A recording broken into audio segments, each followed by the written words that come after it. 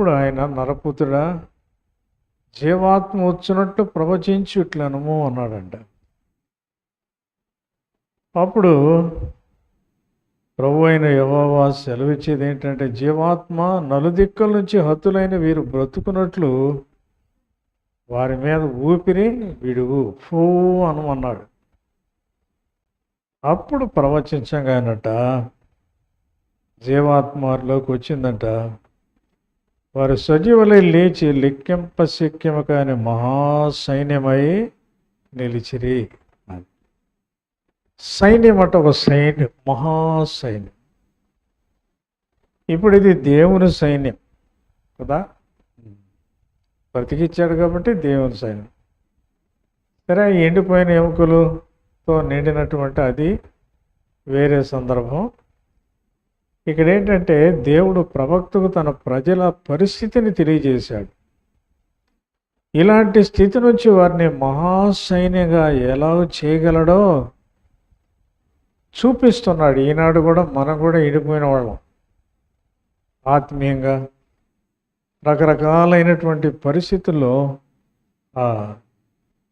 ఏమీ చేయలేనటువంటి వారు, నిస్సహాయులం అన్నమాట. ఫలితము ఎందుకు నువ్వు నమ్ముకున్నావు అంటే దానికి ఫలితం లేదు కదా. ఎందుకు నమ్మామంటే ఫలములు లేదు కదా. విచారకరమైనటువంటి సంగతి.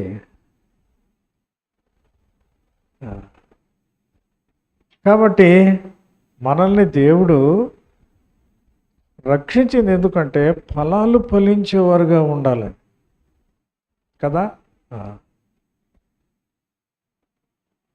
అయితే ఈ ఫలములు మన దగ్గర నుంచి రాకపోయేటప్పటికీ ఏమైంది? శాపగ్రస్తమైన స్థితి. యేసు ప్రభు తనకు అప్పగించబడపోయే ముందు రోజు శిష్యులతో వెళ్తున్నాడంట. ఒక అంజూరం చెట్టును చూచాడట. అంజూరం చెట్టుకి ఆకులు కానీ ఉంటే ఫలాలు ఉంటాయి దానికి. అయితే పోయి చూడగానే ఆకులు ఉన్నాయి కానీ ఫలాలు ఒక పండు కూడా లేదు. అప్పుడు దాన్ని నువ్వు ఎన్నటికీ ఫలించకున్నందుగా కానీ చేపించాడు కదా. ఫలములు లేకపోతే ఏంటి? శాపం కదా. రిబక 20 ఏళ్ళు గొడ్రాలుగా ఉంది. ఆమె ప్రార్థించింది కాదు, కానీ ఆదికాండ 25-21లో ఇస్సాకు భార్య గొడ్రాలు గనుక ఆమె విషయమై యెహోవాను వేడుకున్నాడంట. యెహోవా అతని ప్రార్థన విన్నాడు కాబట్టి అతని భార్య రిబకా వతి అయిందంట. న్యాయానికి రెప్పగా ప్రార్థించాల్సింది, కానీ ఇస్సాకు ఆ లోటు గుర్తించి తనకు వంశోద్ధారకుడు ఉండాలని గ్రహించి ఆ విషయమై యెహోవాను వేడుకున్నాడు. రెబెకా తన విషయమై వేడుకోవాలి. అసలు తనకు ఏమాత్రం కొంచెమైనా భారం లేదు, చింత లేదు, వడ్రాలితనం తనకు అవమానకరంగా లేదు. ఆనాడు పిల్లలు లేకపోతే ఎంతో నింద, నిష్ఫల జీవితము, ఎండిన స్థితి, ఫలము లేదు. ఎంతగా ప్రభువును అడిగి ఫలించాల్సిందో. కాబట్టి రెప్పగా 20 ఏళ్ళు గొడ్రాలు కానీ పరమేశ్వకు అయినటువంటి ప్రియ ప్రభువు చేరి ఎంత కాలం అయింది? ఫలించాలన్న భారం, కోరిక నీలో ఉందా? నమ్మినాటి నుంచి ప్రభు కొరకై ఫలించవలసిన నీలో ఆత్మఫలం, నీతి ఫలం, వెలుగు ఫలం, జిహ్వా ఫలం, వాక్య ఫలం, మారు మనసుకు తగిన ఫలం, శిక్షా ఫలం, నోటి ఫలము, నిత్య జీవార్థమైన ఫలము, ఆత్మల సంపాదన ఫలం నీలో ఉందా? అందుకని పరమగీతం 7:13లో నా ప్రియుడ, నేను నీ కొరకు దాచించిన నానావిధ శ్రేష్ఠ ఫలములు, పచ్చివి పండువి మా ద్వారబంధముల మీద వేలాడుచును. సంఘంలోనట నువ్వు నేను ఎలా ఉండాలట? మొట్టమొదట చిగురించాలంట. చిగురు పెట్టాలి కదా. ఫలాలు ఫలించేటప్పుడు మొట్టమొదట చెట్లు ఆకులు రాలిపోయి చిగురిస్తాయి. చిగురించిన తర్వాత ఏం వస్తాయి మీరు ఎప్పుడైనా గమనించారా? పూత వస్తుంది. పూత తర్వాత ఏం వస్తాయి? పిందెలు వస్తాయి. పిందెల తర్వాత ఏమవుతాయి? కాయలు అవుతాయి. కాయల తర్వాత ఏమవుతాయి? పండ్లు అవుతాయి. తినటానికి శక్యమైనటువంటి రీతిగా పళ్ళు. అదే మన ఆత్మీయ జీవితం కూడా. సంఘం కూడా చిగురించాలి, ఎప్పటికప్పుడు పూత రావాలి, పిందెలు రావాలి, కాయలు కావాలి, ఫలములు ఫలించాలి. ఎండిన స్థితిలో మనం ఉండటానికి వీలు లేదు. అది ఇక్కడ చెప్పింది. ఇప్పుడు ఇక్కడ వాళ్ళు కూడా ఏమైనారంట, ఇశ్రాయేలీయులు ఎండారు. మీరు ఎండిపోయినారు, ఎండిపోయిన ఎముకల్లాగా మీరున్నారు. కాబట్టి ఎండిన స్థితిలో ఉంటే ప్రయోజనం ఏంటి? అట్టి స్థితి నుంచి వాడని మహాసైన్యంగా ఎలాగో చేయగలడో చూపించాడు. ఆ ఎముకలు మరలా బ్రతకటం అనేది అసాధ్యం అనిపిస్తుంది కదా. ఎముకని ఎంటుకలేంటి, ఎండిన ఎముకలేంటి, మళ్ళా బతకలేంటి, బతకడం ఏంటి? అవును, శరీరమును బట్టి మనస్సును బట్టి మన వలన అసాధ్యం, మనకు అసాధ్యమే కానీ దేవునికి సమస్తము సాధ్యము కదా. ఎందుకు అబ్రహాముకి శారాకి ఆయనకి 99 ఈమెకి 89 ఏళ్ల వరకు పిల్లలు ఎందుకు కలగలేదు? పిల్లలు కలగని స్థితిలో ఆయన పిల్లలు కలగజేసేవాడని. ఆయనకు అసాధ్యమైంది ఏ డాక్టర్ దగ్గరికన్నా పోండి, 89 ఏళ్ళ ఆమెకి పిల్లలు పుడతారా? ఏ డాక్టర్ చెప్పలేడు, అసలు వల్లే కాదు. అయితే దేవుడు ఏం చేశాడు? అసాధ్యాలని సాధ్యం చేసే దేవుడు కదా. మనకు తెలుసు కదా, మత్తయి సువార్త 9:28లో 26లో ఉంటా.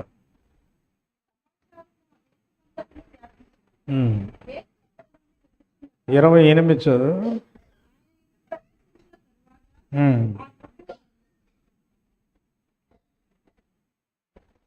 మత్తయి సువార్త 19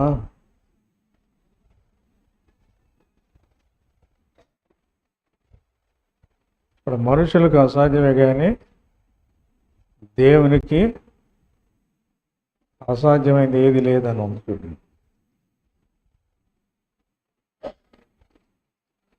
మనుషులకు అసాధ్యమే కానీ దేవునికి సమస్తము.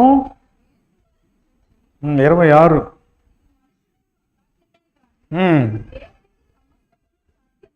కాబట్టి మనుషులకు అసాధ్యమే ఏదైనా సరే, దేవునికి మాత్రం సమస్తము సాధ్యమే. మేడం మనుషులకు అసాధ్యమైతే కావచ్చు. అందుకని శారాతో అన్నాడు, అబ్రహాముతో దేవుడు ఏమన్నాడు? మేదటికి శారా కవిగిట్లో కుమారుడు ఉంటాడు అంటేను ఆమె లేదు, గుడారం లోపల ఉంది, నవ్వింది. అదిగో శారా నవ్వింది. ఆదికాండం 18:14లో దేవునికి అసాధ్యమైనది ఏదైనా ఉందా? కలదా? కదా. ఇర్మియా 32:17లో 27లో ఆయన సర్వశరీరులకు దేవుడు, నాకు అసాధ్యమైనది ఏదైనా ఉందా? కాబట్టి నేను ఒక ప్రశ్న వేస్తే, నీకు అసాధ్యమైనవి సాధ్యం చేశాడా దేవుడు ఎప్పుడమ్మా? చెప్పగలవా? కదా. అసాధ్యమైంది ఒకప్పుడు, అసాధ్యం. నేను వచ్చిన కొత్తలో ఊళ్ళో ఇల్లే దొరకలా. శర్మ గారు అన్నాడు, వాళ్ళ ఆ బుల్లి అబ్బాయి మిద్దె ఉంది, ఆ మిద్దె ఉంటేనా మిద్దె అడగండి అన్న, వాడు రాజులండి, వాడిని ఎందుకు ఇస్తారేంటి అన్న. కదా. నిజమే, అసాధ్యమే, దేవుడు సాధ్యం చేస్తాడు. ఇట్ట జీవితంలో మనకి ఎన్నో ఆయన మీద ఆధారపడితే అసాధ్యమైన సాధ్యం చేస్తాడు. జకరియా 4:7 ఒక మాట ఉంది, చెప్పండి. శక్తి చేతనైనను బలము చేతనైనను కాక శక్తి చేతనైనను బలము చేతనైనను అది కాదు గాని ఆత్మచేతనే జరుగునని చెప్పాను. మన శక్తి బలాలతో ఏం కాదు, అది కాదు. ఎవరి ద్వారా కలుగుతుంది? ఆత్మచేత. ఇప్పుడు ఇందాక ఇసుకేలు సంగతి చదివి, ఆత్మ ఆయనలోకి వచ్చేట ఏం చేసిందట? అసాధ్యమే. చెప్పు, ఆ ఎముకలతో చెప్పు, లెండి బతకండి. జరిగిందా లేదా కదా? అందుకని మనం ఏం చేయలేము. పౌలు అంటాడు ఫిలిప్పీ పత్రిక 4:13, చెప్పండి, నన్ను బలపరుచువాని అందే సమస్తము చేయగలను. ఎవరిని బట్టి మనం చేయగలమట? ఎవరిని? మనల్ని బలపరిచేవాడు ఒకడు ఉన్నాడని నమ్మి ఆయన్ని బట్టి ఏం చేయగలమట? ఇంత చేయగలమా? ఇంత మూరెడా బారెడా ఎంత? ఏ పలక ఉంది కదా, ఎంత పలికారు. ఏం చేయగలం? సమస్తం. కాబట్టి నన్ను బలపరచు అని ఏంది? సమస్తము చేయగలను కదా. ఇది అసాధ్యం అసాధ్యం అసాధ్యం అనుకుంటా కదా. దేవుడు సాధ్యం చేస్తాడు. ఇప్పుడు హమ్ముడు పోలేదు, ఈ ధాన్యానికి రేట్ లేదు, ఈ పిల్ల బాగుపడదు, ఈ పిల్లోడు బాగుపడడు, ఈ చెవులు పండవు, ఈ భర్త లోపడడు, ఈ తాగుడు మారుకోలేడు, ఈ కొట్టడం తిట్టడం మారుకోలేడు. ఏదే అసాధ్యమే. ఈ జబ్బు నయ్యం కాదు, ఈ కళ్ళు బాగు కావు, ఈ ఒళ్ళు బాగు కాదు, ఈ చేతులు పనిచేయవు, ఈ చెవులు పనిచేయవు, ఈ కాళ్ళు పనిచేయవు, ఈ అప్పులు తీరవు. అసాధ్యమే. అయితే ఎప్పుడు సాధ్యమంట? నన్ను బలపరచు అనేది నేను సమస్తము చేయగలను కదా. అందువల్ల నమ్మాలి మనం. ఎందుకు వాక్యం? ఎందుకు ఏదో చదువుకోవటం, వాడు చెప్పారు విన్నాం అటు పోయి, కానీ కాదు, అనుభవంలో చూడటానికి ఇది, అది మనం తెలుసుకోవాలి కదా. కాబట్టి ఈ మాట మనం గమనిస్తే నీ జీవితంలో, కుటుంబంలో, ఉద్యోగంలో, వ్యాపారంలో ఏదైనా అసాధ్యమైనది ఉందా? విశ్వాసము ద్వారా అడుగు, ప్రభు తప్పక నెరవేరుస్తాడు. సాధ్యము, అన్నీ సాధ్యం నీ వలన, అన్నీ సాధ్యం, అన్నీ సాధ్యము నీ వలన, అన్నీ సాధ్యం. అసాధ్యం లేనే లేదు, అసాధ్యము లేనే లేదు అని పాట పాడు. అర్థమైందా? మాటలే పాటలు. అర్థం కదా? లేదయ్యా నీకు అసాధ్యము, లేదయ్యా నీకు అసాధ్యము అని అనుకుంటుండే, అదే పాట అవుతుంది. దేవుని మాట ప్రకారము ప్రవక్త ప్రవచించినప్పుడంట ఆ ఎముకల్లోనంట గడగడ గడగడం అనే ధ్వని పుట్టిందంట. అవి ఒకదానికి ఒకటి అతుక్కొని అస్థిపంజరాలు తయారైనవి, వాటి మీద నరాలు వచ్చినాయి, కండరాలు వచ్చినాయి, మాంసం వచ్చింది, చర్మం వచ్చింది, కానీ వాటిలో జీవము లేదు. మరలా ప్రవచించమన్నాడు. ప్రభు పలికినప్పుడట, ప్రవక్త ప్రవచించారట. అప్పుడు దేవుని జీవాత్మలోకి రాగా వారు లెక్కింపలేని మహాసైన్యమయ్యారు. మనుషులు లేచారు, లెక్కించటానికి వీలు లేనంత మంది అయ్యారట. మనం దేవుని వాక్యంలో చూద్దాం. 3 రకాలైన సైన్యాలు ఉన్నాయి. దేవుని సైన్యము, సైతాను సైన్యము, లోక సైన్యం కదా. దేవుని సైన్యంలో చేరాలంటే క్రైస్తవ కుటుంబంలో పుడితే సరిపోదు, క్రైస్తవ పేరు పెట్టుకుంటే సరిపోదు, చర్చికి వెళ్ళినా మందిరానికి వెళ్ళినా సరిపోదు, బాప్తిసం ఒట్టెట్టిగా బాప్తిసం తీసుకున్నా సరిపోదు.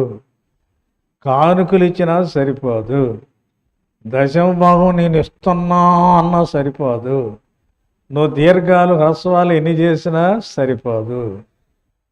కానీ మారు మనస్సు పొందాలి. అంటే పాపాలు ఒప్పుకొని పశ్చాత్తాపడి ప్రభు దగ్గర ఒప్పుకొని క్షమాపణ పొందాలి. ఎనబొందా నేను పాపినయ్యా, నా పాపానికి రావాల్సిన శిక్ష అంతా మీరు శిలువలు అనుభవించారయ్యా, చనిపోయి సమాధి చేపడి తిరిగి లేచారయ్యా. మీరు శిలువలో కార్చిన రక్తం నా ప్రతి పాపమును కడిగి పవిత్రం చేస్తుంది, నీ రక్తంలో కడుగు నీ బిడ్డగా చేసుకుని నా ప్రతిమలపురా అడగాలి. కడిగాడు పవిత్రం చేశాడు అన్నమ్మ. నిజంగా కడిగాడు పవిత్రం చేశాడంటే ఏంటి? మాటలు కాదు. ఇల్లు కడిగామనుకోండి, శుభ్రం చేసామనుకోండి, అంతకుముందు ఈగలు దోమలు అవి నుండి బాగా ఏంటి సోప్ వాటర్ వేసి తర్వాత ఇక తర్వాత ఏం వేస్తారు? ఇప్పుడు చాలా వచ్చింది కదా వాషింగ్ పౌడర్లు వేసామనుకోండి, డెటాల్ వేసామనుకోండి, ఇక ఆ ఇంట్లోకి ఏమి రావు, ఈగలు రావు, దోమలు. శుభ్రమైంది. అది శుభ్రమైంది అంటే తెల్లంగా అయిందంటే నీకు ఏ మనసు రావాలి? చాలాసార్లు మీతో చెప్తా, తెల్లగా బట్టలు వేసుకున్నాం, తెల్ల చీర, తెల్ల జాకెట్ కట్టుకున్న, తెల్ల ప్యాంటు లేదా తెల్ల పంచ, తెల్ల చొక్కా, తెల్ల ప్యాంట్ వేసుకున్నారు అనుకోండి, వెంటనే నీకేమనిపిస్తుంది చెప్పండి? ఎక్కడ పడితే అక్కడ కూర్చోవు, అవునా? పిల్లలు అయితే కూర్చుంటారు, పిచ్చోడు అయితే కూర్చుంటారు, తెలియదండి. అప్పుడే బురదలో దొర్లిన బర్రె పడ్డ వస్తుంది. ఒకటి వెళ్తున్నావు, బురదలో దొర్లినటువంటి బర్రె వస్తుంది, తోక ఎదుర్కొంటా హాయ్ హాయ్ హాయ్ హాయ్ అంట. నీకు భయం కలుగుతుందా లేదా? భయం లేదంటే నువ్వు పిచ్చోడు పిల్లోడు అంతే.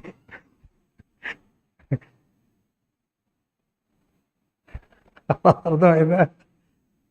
అది నమ్ముకున్నవాళ్ళంటే అది నేనే సంపద. కారణం ఏంటి? మురికి చేస్తుంది. అది రక్షించబడిన దేవుని బిడ్డలండి. మసిగుడ్డలు అనుకోండి, ఏమొచ్చినా పర్వాలేదు. గేదెలు ఒక గేదె కాదు, గుంపు గేదెల్లారు వచ్చి నా మీద తోకలు జాడించడం నాకు ఇబ్బంది ఏమి లేదు. ఎందుకు? నేను మసిపట్టం. నువ్వు పేడేసి లేకపోతే రొచ్చులో దొర్లు వచ్చి నన్నేం చేయగలను? అసలే మసి నాలో. పాపాన్ని, నీలో ఉన్న జన్మ కర్మ పాపానికి లోకంలో వచ్చేటటువంటి దుమ్ము ధూళి అనేటటువంటి పాపం నీకు పెద్ద ఎఫెక్ట్ ఏమిపోదు. నమ్మిన వాళ్ళకి మాత్రం ఎఫెక్ట్ ఇస్తుంది. అర్థమైందా? కాబట్టి పాపాలు ఒప్పుకోవాలి, పశ్చాత్తాపడి ప్రభు దగ్గర ఒప్పుకొని క్షమాపణ, అప్పుడు మనం పరలోక రాజ్యంలో చేరుతాం. ఈ గ్రహింపు నీకు లేదంటే నీ రక్షణ అనుమానమే. ఇప్పుడు చచ్చిపోయినామంటే నేరుగా పాతాళమే నీకు, అంతే. ఏదో నిన్నేళ్ళ నుంచి వస్తున్నాను, అది చేస్తున్నాను, ఇది చేస్తున్నాను, దేవుడికి పరిచర్య చేస్తున్నాను, వంట చేస్తున్నాను, పెంట చేస్తున్నాను, గంట చేస్తున్నాను, ఆ పని చేస్తున్నాను, ఈ పనులు చేస్తున్నాను, కింద పడుతున్నాను, మీద పడుతున్నాను, ఎగురుతున్నాను, చెందులు వేస్తున్నాను, ఏమి కుదరవు. అర్థమైందా? ఇది నమ్మిన తర్వాత విరిగి నలిగిన మనసు అంట ఆయనకి ఇష్టమైన బలి అంట. విరిగి నలగటం అంటే ఏంటి? చిన్నదానికి కూడా ఏమవుతుందట, మనసు విరిగిపోతుంది. అయ్యో అన్నానే, అయ్యో చేశానే, అయ్యో పాపమే, అయ్యో అక్కడికి వెళ్ళకూడదే, అయ్యో తినకూడదే, అయ్యో చేయకూడదే, ఇది రావాలా అనుదిన జీవితం. కాబట్టి జనరల్ విలియం బూత్ అనే రక్షణ సైన్యాన్ని ఒక సైన్యాన్ని స్థాపించాడు. అలెగ్జాండర్ డఫ్ అనేటటువంటి స్కాట్లాండ్ మిషనరీ మన దేశంలో చాలా సంవత్సరాలు సేవ చేసి ఇంటికి వెళ్ళిపోయినాడు. ఆయన మళ్ళా స్కాట్లాండ్కి, ఇంగ్లాండ్కి వెళ్ళిపోయాడు. ఒక ఆదివారం అట చర్చిలో ప్రసంగించి సేవకు సమర్పించుకునేవాళ్ళు కొంతమంది రండి రండి అన్నాడండి. ఒక్కరు ముందుకు రాల. అప్పుడు విక్టోరియా రాణి మన దేశాన్ని కూడా పరిపాలన చేస్తుంది. రవి అస్తమించని బ్రిటిష్ సామ్రాజ్యం అంటారు. సూర్యుడు అస్తమించినటువంటిది. అంటే సూర్యుడు రాత్రి పగలు అంటే పగలు ఉంటాడు, రాత్రి ఉండడు కదా. ఇప్పుడు ప్రపంచమంతా వాళ్ళ యొక్క రాజ్యాలు ఉన్నాయంటే ఏమని అర్థం? భూమి గుండ్రంగా ఉంది కదా. ఇక్కడ ఉంటాడు, ఎక్కడ ఉంటాడు, ఎక్కడ ఉంటాడు, ఎక్కడ ఉంటాడు, ఎక్కడ ఉంటాడు, ఎక్కడ ఉంటాడు, ఎక్కడ ఉంటాడు, ఎక్కడ ఉంటాడు, ఎక్కడ ఉంటాడు, ఎక్కడ ఉంటాడు. అది సూర్యుని అస్తమించరు. అట్లా ప్రపంచం అంతా ఉన్నారు వాళ్ళు, బ్రిటిషులు. ఆమె అన్నమాట విక్టోరియా రాణి దేశాన్ని కాపాడడానికి సైన్యంలో చేరండి అని పిలిపిస్తానట. వేలకు వేల మంది వచ్చారట. రాజులకు రాజు, ప్రభువులకు ప్రభు అయిన యేసుక్రీస్తు తన సైన్యంలో చేరండి అని పిలుపునిస్తే ఎవరు ముందుకు రాలి, ఒక్కడ కూడా రాలి.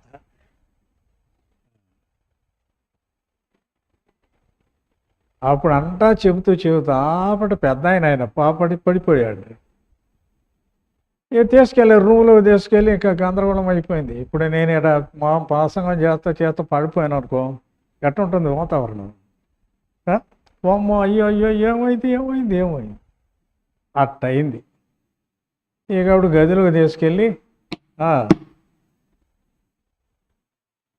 కళ్ళ మీద నీళ్లు చల్లి, ముఖం మీద నీళ్లు చల్లి తుడిచెట్టయితే కాసేపు తెప్పరిల్లుకున్నాను. నేను ఇంకా ప్రసంగం మానలా, ఇంకా చెప్పాల్సి ఉంది, నన్ను అక్కడ వద్దయ్యా డాక్టర్ గారు ఎంతసార్లు లేదు నన్ను అక్కడ తీసుకుపోండి. ఇక అప్పుడట మళ్ళీ వచ్చాడట. మళ్ళీ వచ్చేటప్పటికి ప్రసంగం పొగలేదని చెప్పాడు. తీసుకొని వచ్చారు. మీరు వెళ్ళకపోతే పండు ముసలుని నేనే తిరిగి మళ్ళీ వెళతా. సేవ చేసే బలం లేకపోయినా గంగానది ఒడ్డున పడి ఉంటా. ఇండియాని ప్రేమించే ఎవరైనా ఉన్నారయ్యా అంటే తెలుసుకొనివ్వండి అని చెప్పేసి అని వచ్చేవాడు ఉన్నారు. ఇప్పుడైనా సరే అప్పుడు పరిగెత్తుకుంటూ వచ్చారట కుర్రాళ్ళు. అర్థమైందా?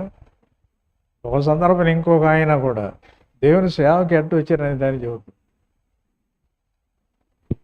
చెప్పిన తర్వాత ఇట్టా ఆఫ్రికా ఖండంలో సేవ ఆత్మలు నశించిపోతున్న ఎవరైనా వచ్చేవాళ్ళు ఉన్నారా? సమర్పించుకున్న ఒక్కరాల. ఒక ఆయనట 6 మని వేయటానికి దోమను పోయే పిల్లడే, నీకు చాక్లెట్ ఇస్తారా? రారా? ఏమి లేదు, నాకు 6 మని పంకాలు లాగాల. పంకాలు ఉంటుంది కదా, ఇట్టేస్తే పంకాలు లాగాలి. 2 చేతులతో వేయాలంటే పంకాలు లాగేవాడు ఒకడు కావాలి. చాక్లెట్ ఇస్తాను రారా అని చెప్పేసి అని పిలిచాడంట. సరేలే, ఏదో తాతయ్య అంకులో ఏదో ఇస్తాడని పోయాడంట. వీడు కూడా ఉన్నాడు, ఈ అబ్బాయి కూడా ఉన్నాడు మీటింగ్లో. అప్పుడంట ఎవరైనా ఉన్నారా చెయ్యెత్తమంటే ఒక్కడెత్తలా. ఈ హార్మోని లాగాడే వీడు ఎత్తాడట పిల్లవాడు. నేను చెప్పేది మీకు పిల్లవాడు కదా, వాడికి తెలుసో తెలియక ఎత్తాడు అనుకొని చెప్పి వాడి చేతులు దించండి, ఏదో దించాడు వీడు. మళ్ళీ ఇదిగో చెప్తున్నా, జాగ్రత్తగా వినండి. ఆఫ్రికా దేశంలో దేవుని వాక్యం కొరత, వాళ్ళు చీకటి ఎవరో వాళ్ళు నరమాంస భక్షకులు, అలాంటి వాళ్ళ దగ్గర సేవ చేసేదానికి ఎవరైనా ఉన్నారు? మళ్ళీ ఎత్తాడు. ఎవరో హార్మోన్ లాగే పిల్లాడు.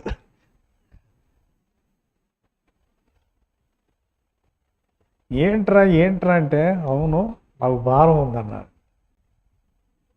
ఆయన పెద్దడైన తర్వాత డేవిడ్ లివింగ్స్టన్ అని ఆఫ్రికా దేశాన్ని వెలిగిచ్చాడు. ఆయన గురించి ఏం చెప్తారో తెలుసా? ఆయనకి 2 సమాధులు ఉన్నాయంట.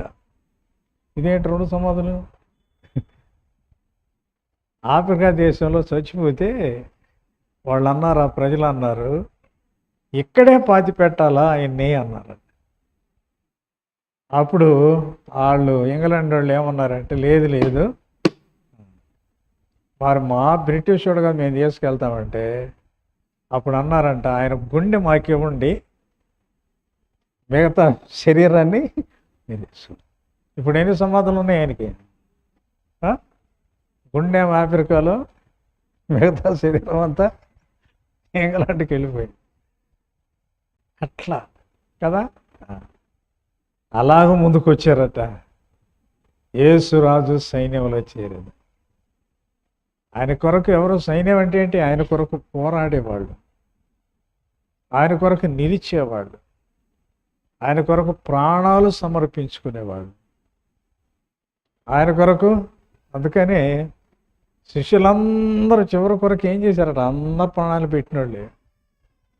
ఏది ఒక్క యోహాను మాత్రం తప్ప, శిష్యుడైన యోహాను తప్ప. ఆయన కూడా సలసల సాగే నీళ్ళ కాగే నూనెలు వేశారు. ఏమి లేదు నీళ్ళల్లో. ఇప్పుడు అగ్నికొండంలో షడ్రకు మేషకులు ఎలాగైతే సజీవులుగా ఉన్నారు, ఎంట్రుకు కూడా ఏంగా ఆవిడ కవలకుండా ఎలాగైతుందో, వీడు లాభం లేదురు, ఇక్కడ ఉంచితే లాభం లేదురు బాబు అని తీసుకుపోయి పద్మస్ అనే దీపంలో పడేసేసారు. ఆ ఎనవ అది అడవి. అక్కడుండి ముసలుడు కూలి చేస్తాడులేని అక్కడ దేవుడు దర్శనం చూపించి ప్రకటన గ్రంథం రాయించాడు. కాబట్టి శిష్యులందరూ అలాగే. మనమైతే ఏం చేస్తాం? మనం ఈ మధ్య ఆఫ్రికా దేశంలో 22 ఉరి తీశారు. ఒక కుటుంబంలో ఒక తల్లి పిల్లలు 23, 26 సంవత్సరాలు అన్నదమ్ముళ్ళు ఇద్దరు ప్రభు కొరకు నిలబడ్డారు. గొంతు కోస్తా ఉండే సందర్భంలో అంటే వీడియో తీసి, వాళ్ళు ఏమంటారు అని చెప్పి వీడియో తీసి వాళ్ళ అమ్మకు పంపించారట. ఎందుకు? ఇంకా కుమిలి చావాలి. ఆమె దానికంట మళ్ళా రెప్పలు ఏమి ఇచ్చిందో తెలుసా? నా బిడ్డలు ఊరేస్తా ఉన్నప్పుడు వాళ్ళ ముఖాలు యేసు ప్రభులాగా ప్రకాశిస్తూ ఉన్నందుకు ప్రభువానికి స్తోత్రమయ్యా అందంట. ఏ తల్లి అనగలదు చెప్పండి అన్నమాట. ఆ వీడియోలో ఏముందంటే, ప్రభువా మమ్మల్ని చేర్చుకో, నీకు స్తోత్రములు అన్నారట వాళ్ళు. నా బిడ్డలిద్దరూ ఆ రీతిగా ప్రభు కొరకు నిలబడి స్తోత్రమని చెప్పగలిగినందుకు ప్రభువా నీకు స్తోత్రం అన్నది. మూడవ మాట ఏంటో తెలుసా? ఆ కత్తితో గొంతులు కోసినటువంటి వాళ్ళు నా వీధిలోకి కానీ వస్తే నేను గొప్ప విందు చేసి వాళ్ళని ప్రేమించి వాళ్ళకు భోజనం పెడతాను అందంట. వీళ్ళేమనుకున్నారు? కుమిలి చస్తుంది అనుకున్నారు. అయితే దేవుని పిల్లలు అలాగ త్యాగం చేస్తారు కదా. పౌలు అంటాడు, నా బ్రతుకు మూలముగానైనాను సరే, క్రీస్తు అంటే సావు మూలముగానైనాను సరే, నా దేహంలో యేసు ప్రభు మహిమపరచబడాలి. ఫిలిప్పీ 2:19 అంటాడు అన్నమాట కదా. బ్రతుకు మూలంగా అయినా సరే, చావు మూలం.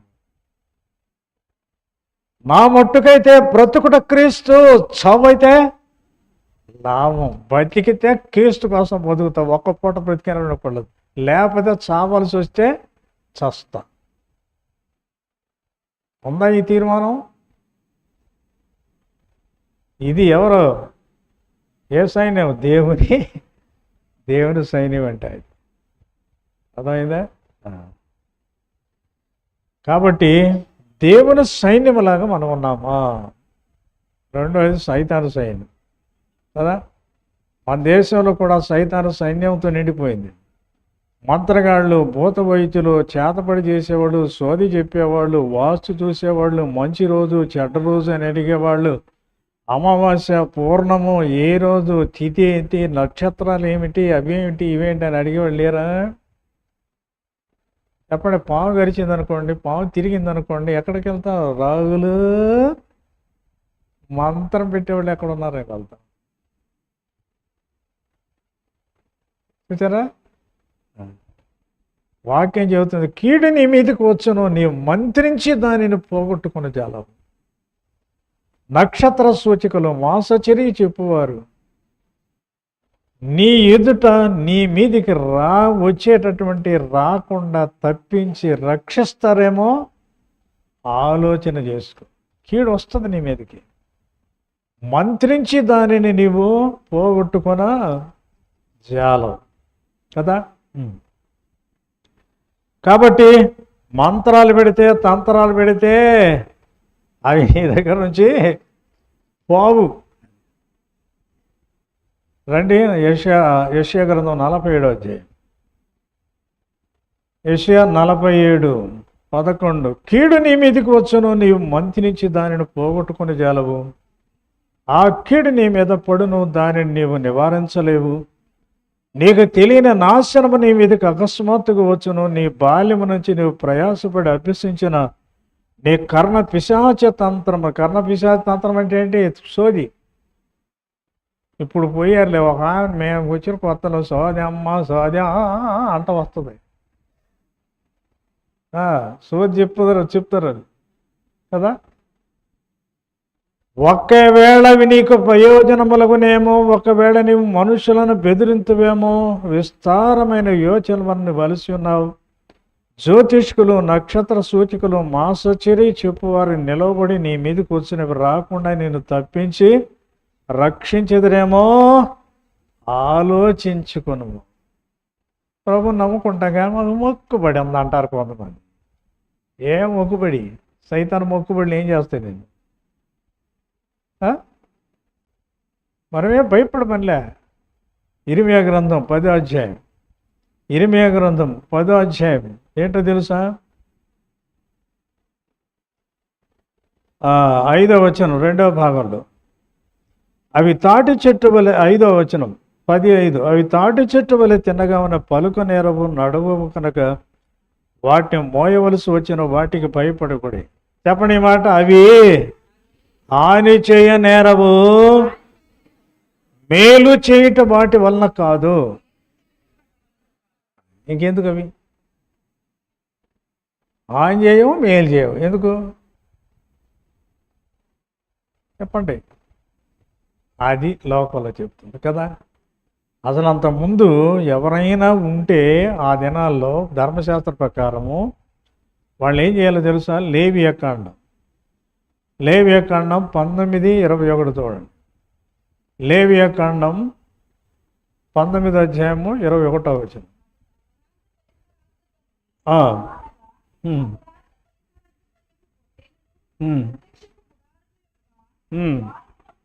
లేవియాకాండం 19వ అధ్యాయము 31వ వచనం. కర్ణ పిశాచి గల వారి దగ్గరకు పోకూడదు, సోదిగంటల వెతకి వారి వలన అపవిత్రత కలుగజేసుకొనకూడదు. నేను మీ దేవుడైన యెహోవాను. కాబట్టి నేను ఆడికి వెళ్ళొద్దు అంటాడు. 20:27 కూడా చూడండి. 20వ అధ్యాయం అక్కడే 20వ అధ్యాయం 27వ వచనం. పురుషుని ఎందేమి, స్త్రీ ఎందేమి, కర్ణ పిశాచి అయినను సోది అయినను ఉండి నీడల వాని మరణశిక్ష విధింపవలను, వాని రాళ్లతో కొట్టవలను. తమ శిక్షకు తామే రాళ్లతో కొట్టి చంపాలంటే ఇట్లాంటి వాడు ఎవరైనా ఉంటే ధర్మశాస్త్ర ప్రకారం అంత అపవిత్రం, అంత పాపం మన దేవుడికి ఇష్టం లేదు కదా. అయితే బాప్తిసం పొందిన తర్వాత కొంతమంది నామకార్థ క్రైస్తవులు కూడా ఉన్నారు. అమావాస్య అంటే భయపడతారు. ఇప్పుడు కూడా ఈ చెప్పర్లే అన్నీ ఉంటాయి కదా. నేను పునాది చేసుకోవటానికో గృహప్రవేశాలకు వెళ్తే ఆయన చేసుకొని పోయిన తర్వాత మనం చేసుకుందాంలే అన్న బాబత కూడా లేకపోలే. ఇప్పుడు చెప్తున్నా మీకు, మీరు ఎక్కడున్నా సరే చేస్తే అదే చేసుకోండి, లేకపోతే ఇదే, రెండు చేయబాకండి. శాపం వస్తుంది మీకు, ఆశీర్వాదం రాదు. దాని మీద మోసం ఉందనుకో, ఎవరు రమ్మన్నారు? నేను ఎవరిని మెప్పించడానికి? ఇది 2 పడవలు ఉన్నాయి, దానిలో పోదాం, దీనిలో పోదాం, దీనిలో పోదాం, అందులో కాలు ఇందులో కాలు వేసామనుకో, ఇది ఇటు పోయింది, అది అటు పోయింది. ఎక్కడ ఉంటావు? ఎక్కడ ఉంటారమ్మా? రెండు పడవల మీద కాలు వేస్తే ఈ పడవ ఇటు పోయింది, ఈ పడవ ఇటు పోయింది, అదొక కాలు ఇదొక కాలు వేసి ఎక్కడున్నావు? తడి సముద్రంలో ఉంటావు. అది నీ గతి. బలంతో ఏం లేదు, ఉంటే గట్టిగా ఉండు. అందుకని వాక్యం చెబుతుంది, వెచ్చగానైనను చల్లగానైనా నుండిన నీకు మేలు. నువ్వు వెచ్చగానైనా చల్లగానైనా ఉండక నులివెచ్చని స్థితిలో ఉన్నావు కాబట్టి ఏమంటున్నాడు? ఎంత నీచమైన సంగతి తెలుసా? నా నోట ఉమ్మి వేయి ఉద్దేశించుతున్నానంటే ఏంటి? అన్న కిందకు వస్తుంది అనమాట కదా. ఒక సందర్భంలో యేసు ప్రభునందు విశ్వాసం ఉంచారు. అపోస్తలుల కార్యములు 19:18 చూడండి. చెప్పండి. విశ్వసించిన వారు అనేకులు వచ్చి తాము చేసిన వాటిని తెలియజేసి ఒప్పుకొనిరి. మరియు మాంత్రిక విద్యను అభ్యసించిన వారు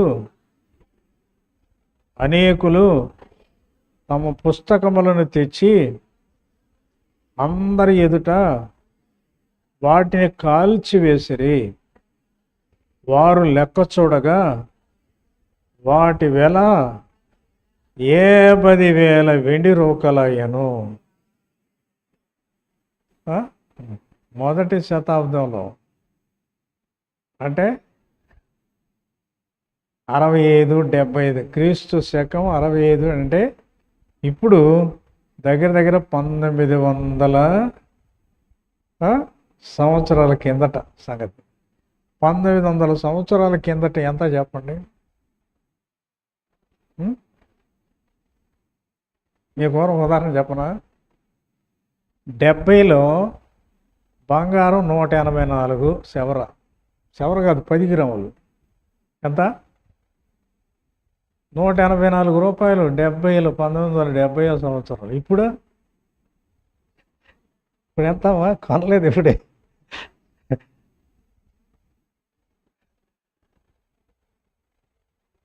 ఎంత? 10,000 గ్రాము. 10,000 10 గ్రాములు 10 ఎంత? 100,000. 100,000 అంటే 184 ఎక్కడ? ₹1,00,000 ఎక్కడ?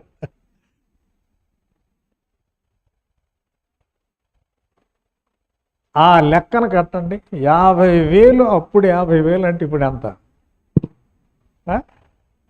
ఎన్ని రేట్లు పెరిగాయి చెప్పండి?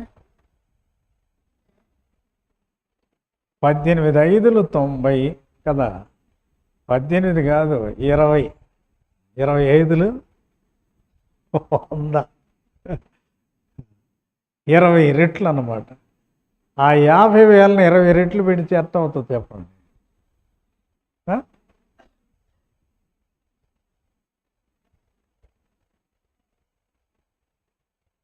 మరి అంత రేటు అన్నమాట. అంత రేటు కలిగినటువంటి ఆ పుస్తకాలన్నీ తీసి తగలబెట్టేశారు కదా. మన ఈ మధ్య ఒక ఆయన మాంత్రికుడు, మీకు మేడం గారు వినిపించి ఉంటుంది, ఒక ఆయన ఆశీర్వాదం ఏదో పేరు, ఆయన పేరు. ఆయన కూడా అంతే, మొత్తం తీసుకుపోయి కాల్చి పడేసేస్తారు. పట్టాలు గిట్టాలు అన్నీ తీసి నమ్మితే అంతే, వ్యర్థంగా ఉంటాయి. వ్యర్థమైంది ఏది నువ్వు ఉంచుకోవాలి. వాటి లెక్క చూడగా వాటి వెల 50,000 వెండి. ఇంత ప్రభావంతో దేవుని వాక్యం ప్రబలమై వ్యాపించిందంట. అన్ని జనులు గొడవలు పెట్టుకోవద్దు, సరిహద్దుల దగ్గర లేదా కొంచెం సడమ దగ్గర పోట్లాడుకోవద్దు, కోర్టుకు వెళ్ళొద్దు. ఒకవేళ మీరు గెలిచినా కానీ కూడా వారు ద్వేషం పెంచుకుంటారు, కక్షలు తీర్చుకుంటారు కదా. గెలిచినోడంట, గెలిచిన వాడు ఓడినటువంటి వాడికి శత్రువు ఎక్కువ. చూడండి, ఇంతకుముందు ఉన్నటువంటి శత్రుత్వం కంటే కోర్టుకు వెళితే కక్ష తీర్చుకుంటారు, చివరికి చంపుతారు. జాగ్రత్త. అందుకని అవిశ్వాసులతో విజయుడుగా ఉండకండి. మీరు ఎట్టున్నాం, వాక్యం అది ఉంది కాబట్టి చెప్పాలి, కాబట్టి మేము చెప్తున్నాం. మూడోది ఏంటంటే ఇహలోక సైన్యం కదా. మన సంఘంలో చాలామంది యవనస్తుల మధ్య యవనస్తులు ఉన్నారు, మధ్య వయస్కులు ఉన్నారు. ఏదైనా గొడవ వస్తే వాళ్ళ బలాన్ని ప్రదర్శిస్తారని లోకరీతిగా మాట్లాడొద్దు. అది శరీర బలం, అండబలము, ఖండబలము, ధనబలము, కులబలం అని వాక్యం చెబుతుంది. వేమని ఎప్పుడో చెప్పాడు 1500 సంవత్సరాల టైంలో, 1800 అనుకుంటాను నేను, 200 సంవత్సరాల కిందట. కులము వలన కొంత, ధనము వలన కొంత, బలము వలన కొంత, దర్పం ఎక్కి గర్వం వచ్చి మంకు చదువు చదివి పెంకలైపోదురు విశ్వదాభిరామి ఎర్రవేమాను. మంకు చదువు అంటే 3 చదువులు, పనికొచ్చే చదువు కాదు ఇది. వస్తుంది, గర్వం వస్తుంది అంతే. కులం గర్వం, ధనం గర్వం, బలం గర్వం. నాకు ఎంతమంది ఉన్నారు, నేను బలం అంటే ఎంతమంది వస్తారో తెలుసా అంటారు. ఇవన్నీ పోతాయి. దేవుడు పంపించాడంటే ఏంటి? అశూరు సైన్యం అంట ఒక దేవదూతను పంపించారంట దేవుడు. రాత్రికి రాత్రే 185,000 మంది సైనికులు తెచ్చారట. అర్థమైందా? యెహోవా యందు భయభక్తులు గలవారు ఆయన దూత కావలండి వారిని. దూత పవర్ ఎంత తెలుసా? 185,000 మంది. మామూలుడు కాదు, సైనికులను చంపగలిగిన శక్తి. చూసారా? అందుకని వాక్యం చెబుతుంది యోహాను పత్రిక 1 యోహాను 2:14 యవనస్తులారా, మీరు బలవంతులు, దేవుని వాక్యం మీలో నిలుచుచున్నది, మీరు దుష్టుని చేయించి ఉన్నారు కనుక మీకు వ్రాయుచున్నాను. యవనస్తులారా, మీరు బలవంతులు. దేని బట్టి? దేవుని వాక్యము మీలో నిలుస్తుంది. మీరు దుష్టుని చేయించున్నారు కనుక మీకు వ్రాయిచున్నారు. ఆనాడు కావచ్చు చర్చిలో కొయిరు పాటలు పాడవచ్చు, వాయిద్యాలు వాయించవచ్చు, ఏమేమో చేస్తారు. ఇక్కడ క్యాండిల్ వెలిగిస్తారు, పండుగలు చేస్తారు, క్రిస్మస్లు చేస్తారు, ఈస్టర్ పండుగలు చేస్తారు, అవి చేస్తారు, ఇవి చేస్తారు, వేడుకలు, వినోదాలు చేయమంటే అబ్బో ఏం చేసినా చేస్తారు. బయటకు వచ్చి సిగరెట్లు తాగుతారు, తాగుడు తాగేవారు, లంచాలు తీసుకునేవాళ్ళు, చెడ్డ జీవితం జీవించేవాళ్ళు. దేవునికి పనికిరారు వీళ్ళు. వారిని బట్టి అతిశయపడకూడదు. ఇది లోక సైన్యం కదా. ఒక సైన్యం ఉంది. ఏ సైన్యం? ఎర్ర సముద్రంలో మునిగిన సైన్యం. ఇశ్రాయేలీలు ఐగుప్తు నుంచి వెళ్ళిపోయిన తర్వాత మరలా మనసు మార్చుకొని కఠినం చేసుకొని ఆ ఇశ్రాయేలును పట్టుకోవడానికి తన సైన్యాన్ని పంపించాడు. ఎవరు? ఫరో. ఇశ్రాయేల్ ఎర్ర సముద్రాన్ని 2 పాయలుగా చేయబడింది. 6 నేల మీద నడిచిపోయారు. ఐగుప్తు సైన్యం అలాగా చూచారు, కానీ మళ్ళా కనపడకుండా ఏమైపోయినారు? మునిగిపోయినారు. దేవుని మాటలు వినకుండా హృదయం కఠినం చేసుకొని తిరుగుబాటు చేసి సైన్యం మరీ కనపడకుండా పోయింది. కొంతమంది చెబుతారు అదంతా ఒట్టిది పూటకం అని. ఒక టీచర్ అట ఎర్ర సముద్రాన్ని ఇశ్రాయేలు దాటిచ్చాడు దేవుడు. ఆ నీళ్ళు ఎంత లేదంటే గిలక లోతు నీళ్లు అన్నాడంట. నమ్మకంటారా పిల్లలు? ఎవరన్నా చెప్పానంటే ఒక పిల్లాడంట, సండే స్కూల్ పిల్లోడు, మన సండే స్కూల్కి వచ్చే పిల్లోడు, వాడు అన్నాడంట, సార్ నేను చెప్పమంటారు అన్నాడు. ఏంట్రా చెప్పరన్నాడంట.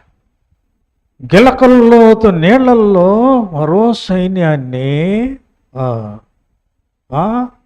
నడిపించాడు అని అన్నాడంటే, మా దేవుడు ఎంత గొప్పడండి. గిలకల్లోతు నీళ్లల్లో మరో సైన్యాన్ని రథాలను ముంచేశాడు. ఎంత గొప్పడు మా దేవుడు. ఏంటి సార్ మీరు అట్లా అంటారు అన్నాడంట.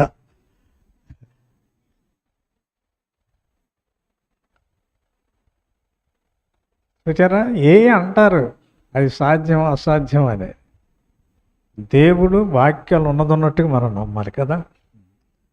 పాపాన్ని దాచుకొని, శాపగ్రస్తమైన దాన్ని దాచుకొని ఓడిపోయినటువంటి అవమానం పొందిన సైన్యం ఒకటి ఉంది.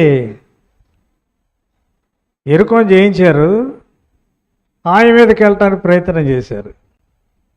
ఒకడు చేరాడు, ఒకడెవరు జరవ కుమారు జబ్ది మిర్కి వాడు ఏం చేశాడంట, ఎరుకో సంబంధమైంది ఏది మీరు దాచుకోకూడదురా, దాన్ని తగలేసేసేయండి, దాని దగ్గర ఉంచుకోకూడదు, మీరు పట్టణం తగలబెట్టమంటే వాడు ఆకానాన్ని వాడు ఏం చేశాడు తెలుసా,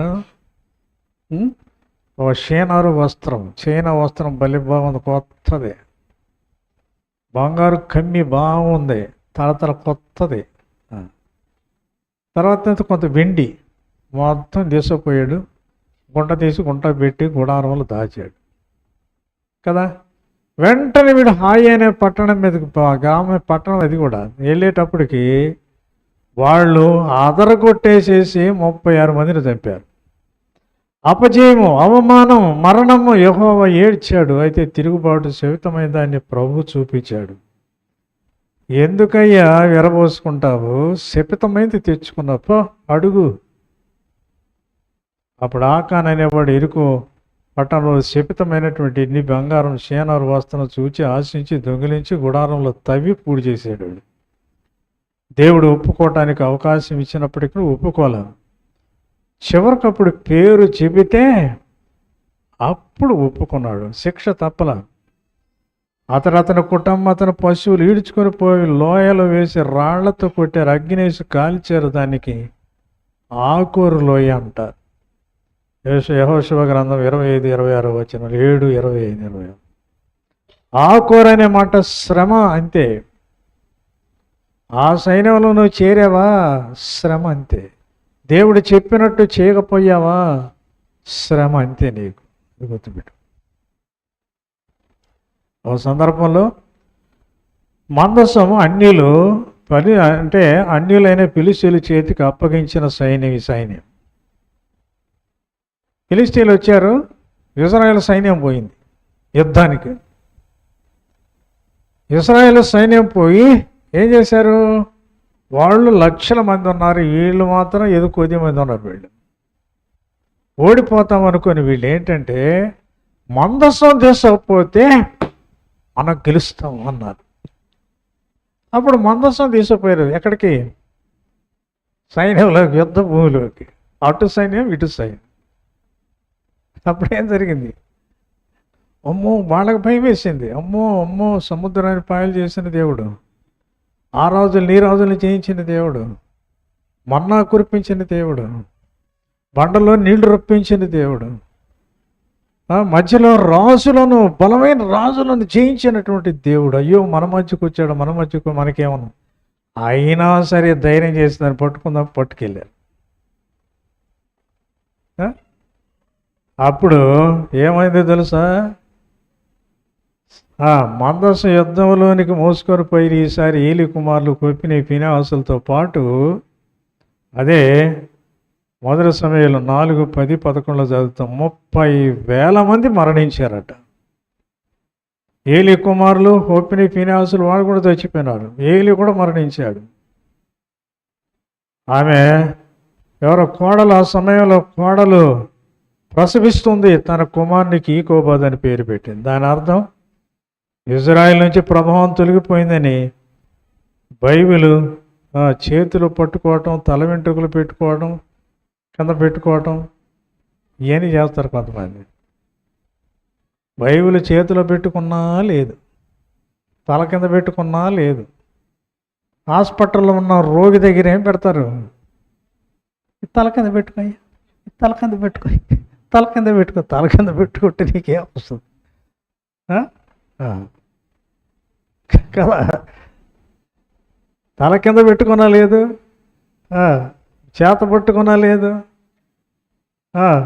హాస్పిటల్ బెడ్ కింద పెట్టినా లేదు. చిన్నపిల్లలు పక్కన పెడతారు. ఇవన్నీ మూఢనమ్మకాలు.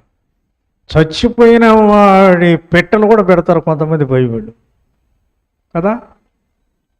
వాడు చుట్ట అంటే ఇష్టం అంట, అందుకని చుట్టను అగ్గిపెట్ట కూడా పెడతారు కొంతమంది. ఎంత విచారకరమైన సంగతి చెప్పండి. బాటిళ్ళు కూడా పెట్టేవాడు ఉన్న, తాగటం వాడు మంచి ఇష్టమని. అంటే ఏంటి, దీని అర్థం ఏంటి, చిన్న దయ్యాలు సాతాన్ దగ్గరికి వచ్చినట్టు ఒకసారి. సాతాను పెద్ద దెయ్యం కదా, చిన్న దెయ్యాలన్నీనంట సైతాన్ దగ్గర పోయినాయంట.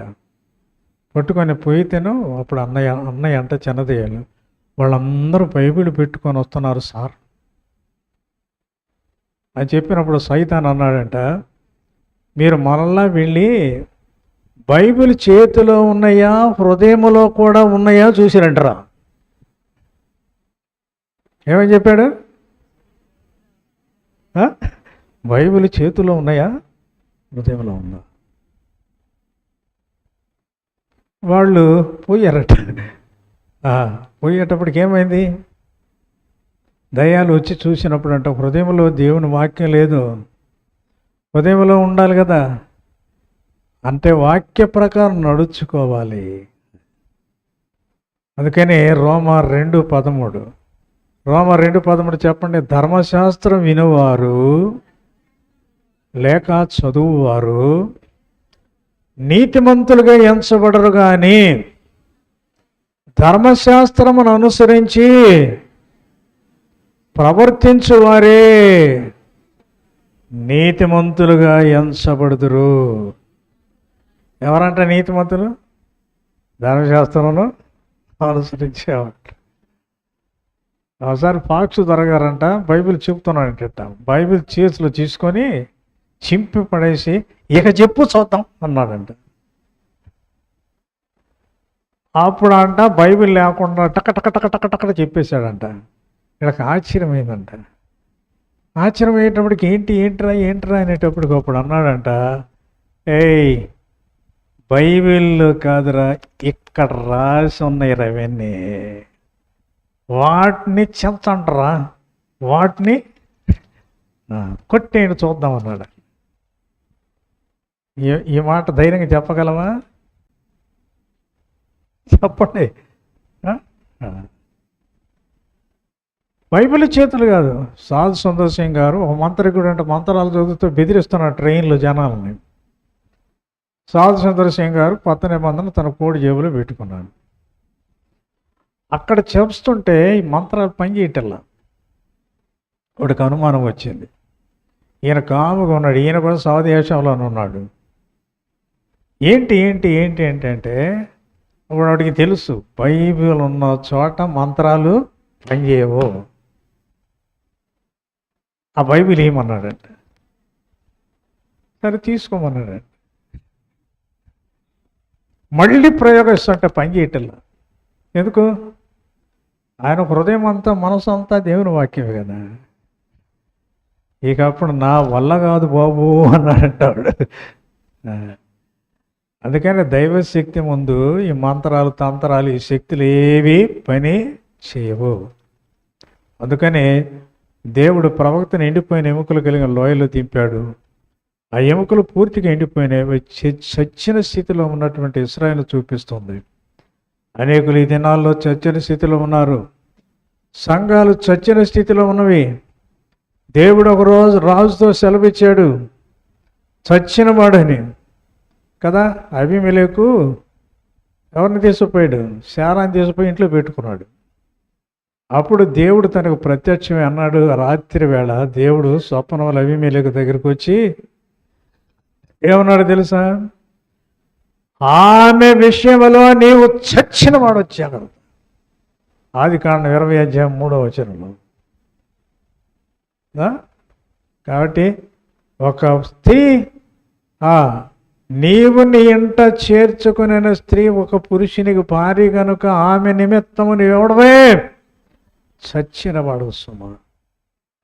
నువ్వు రాజు కావచ్చు, మంత్రి కావచ్చు, గొప్పవాడు కావచ్చు, నేను ఎంత పొడుగు అంతలావు, నా జుట్టు ఎంతనా, కాళ్ళు ఎంతనా, చెయ్యి ఎంతనా, పొడుగు ఎంతనో వచ్చేమో.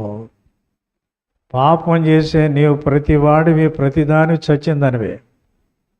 జాగ్రత్త. ఈ లోకంలో దేని గురించి నువ్వు అతిశించబడకూడదు, తగ్గించుకో.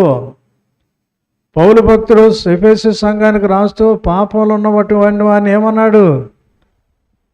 పాపముల చేతను అపరాధముల చేతను చచ్చిన వారై ఉండగా ఆయన క్రీస్తుతో కూడా మిమ్మను, పాపం ఉన్న ప్రతివాడు చచ్చిన స్థితిలో ఉన్నాడు. కాబట్టి శరీరం బలంగా ఉన్నా, బాగానే ఉన్నా, ఆత్మ చచ్చిందంటే దేవునితో సంబంధం లేదు. ఏంటి చచ్చట చావడం అంటే ఏంటి? దేవుడు ఆత్మస్వరూపం, అలా ఆత్మ ఉంచాడు, పాపాన్ని బట్టి ఆత్మ చచ్చేది. తిను తినమని ఇచ్చేమో చచ్చేదన్నాడు కదా. ఆదాము దగ్గర నుంచి ఆత్మలన్నీ ఏమైపోయినాయి? చచ్చినాయి. ఇవి బ్రతకాలంటే ఏం కావాలట? ఆ పాపాన్ని భరించేవాడు కాదు. పాపాన్ని బట్టి మరణం వచ్చింది. ఎవడైతే మరణిస్తాడో, ప్రాయశ్చిత్తంగా మరణిస్తాడో, అప్పుడు మళ్ళీ మనం బతుకుతాం. అంటే యేసు ప్రభు మన మరణాన్ని తీసుకొని ఆయన జీవాన్ని మనకు అనుగ్రహించిన కారణం చేత మనం ఏమైనా చెప్పండి, టెలిఫోన్లు ఉన్నాయి, ఇవి ఉన్నాయి చూడండి, అప్పుడప్పుడు మనకు పని చేయవు. ఏమైందంటారు? డెడ్ అయిపోయింది అంటారు కదా. కాబట్టి ఆదాము హవ్వలు తోట చెట్ల మధ్య ఉన్నప్పుడు మంచి చెడ్డలు తెలివించే చెట్టు ఫలం తినొద్దని దేవుడు చెప్పాడు. తినమని నిత్యముగా చచ్చితం అన్నారు. అవిధేయులే పండు తిన్నారు కానీ చావలేదే.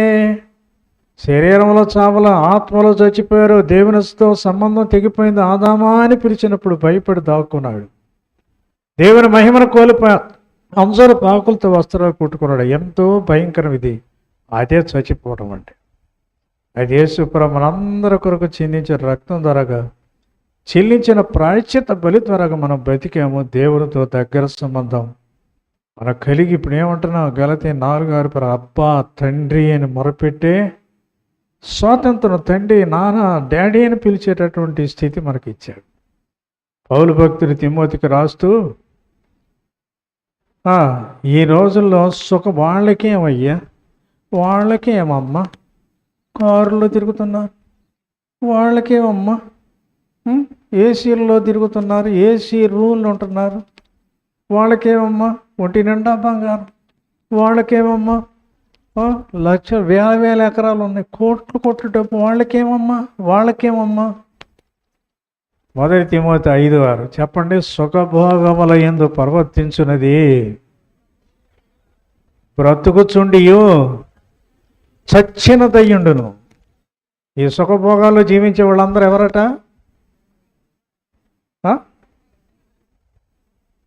బ్రతుకుతున్నా, అది చెప్పాలి ముందు, బ్రతుకుతూ ఉండి కూడా చచ్చినాడు. బ్రతుకుతున్నారు, వాళ్ళకేమో నువ్వు అనుకుంటున్నావు.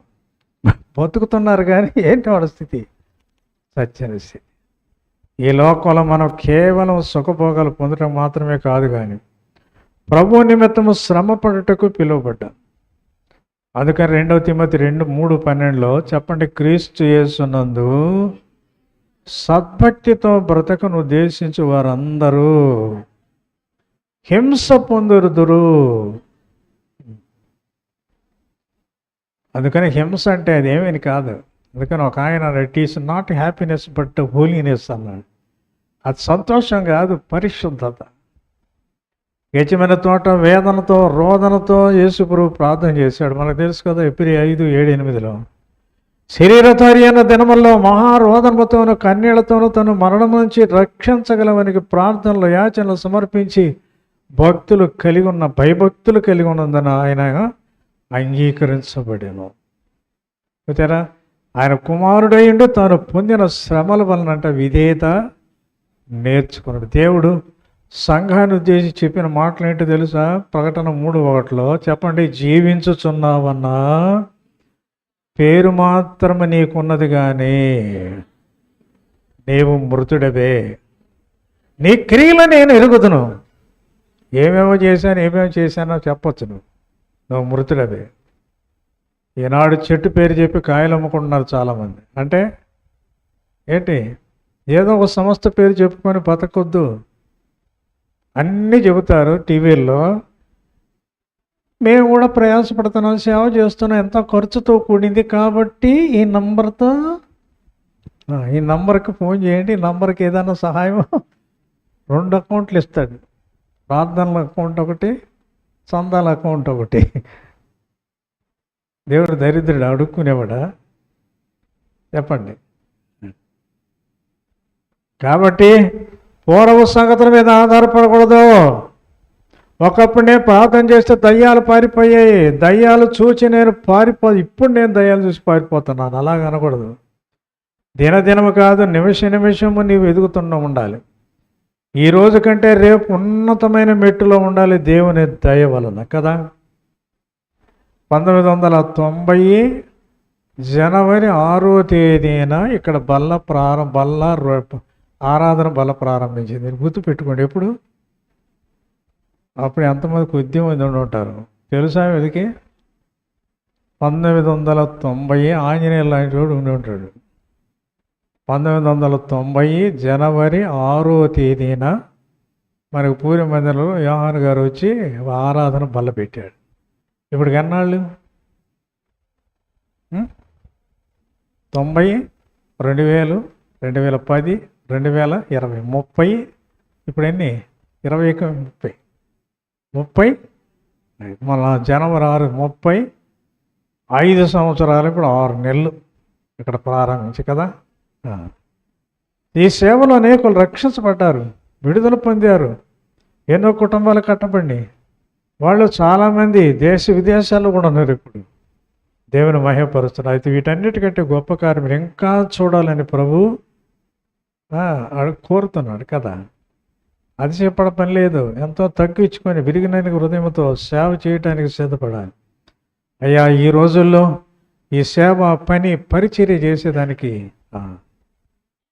మాకిచ్చిన కృపను బట్టి స్తోత్రాలయ్యా. నన్ను ఎవరో మైకి పెట్టమంటున్నారు. ఇప్పుడో చెప్పేది అంటున్నాడు ఒక ఆయన. కలమరపాయలలో మైకి పెడతారు. లాజరు ఉన్నాడు అక్కడ. వాళ్ళపూడిలో సీను మైకి పెడతారు. వాళ్ళపూడి కానీ కలమరపాలెం కానీ మీరు వచ్చినప్పుడు ఏ గురవ కూటాలు కానీ మైకు లేకుండా ఎక్కడన్నా ఉందా? ఆఖరికి ఇక్కడ రావుకూరులో కూడా మనకి మైకు లేని కూటాలు ఎన్ని చూస్తున్నారు మీరు? చెప్పండి.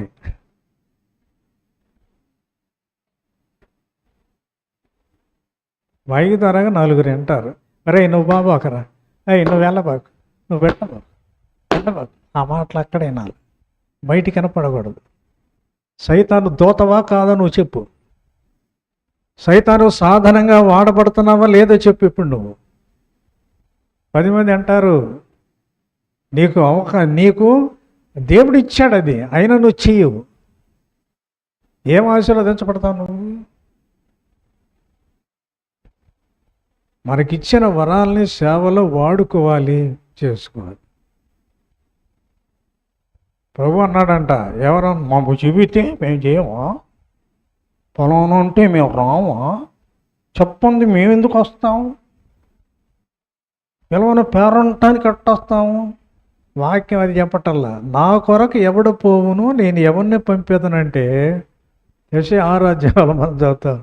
యెషయా వచ్చి అన్నాడు, నేనున్నానయ్య, నన్ను పంపు, నేను పోతాను అన్నాడు. పేరంటానికి పిలవరు ఇక్కడ.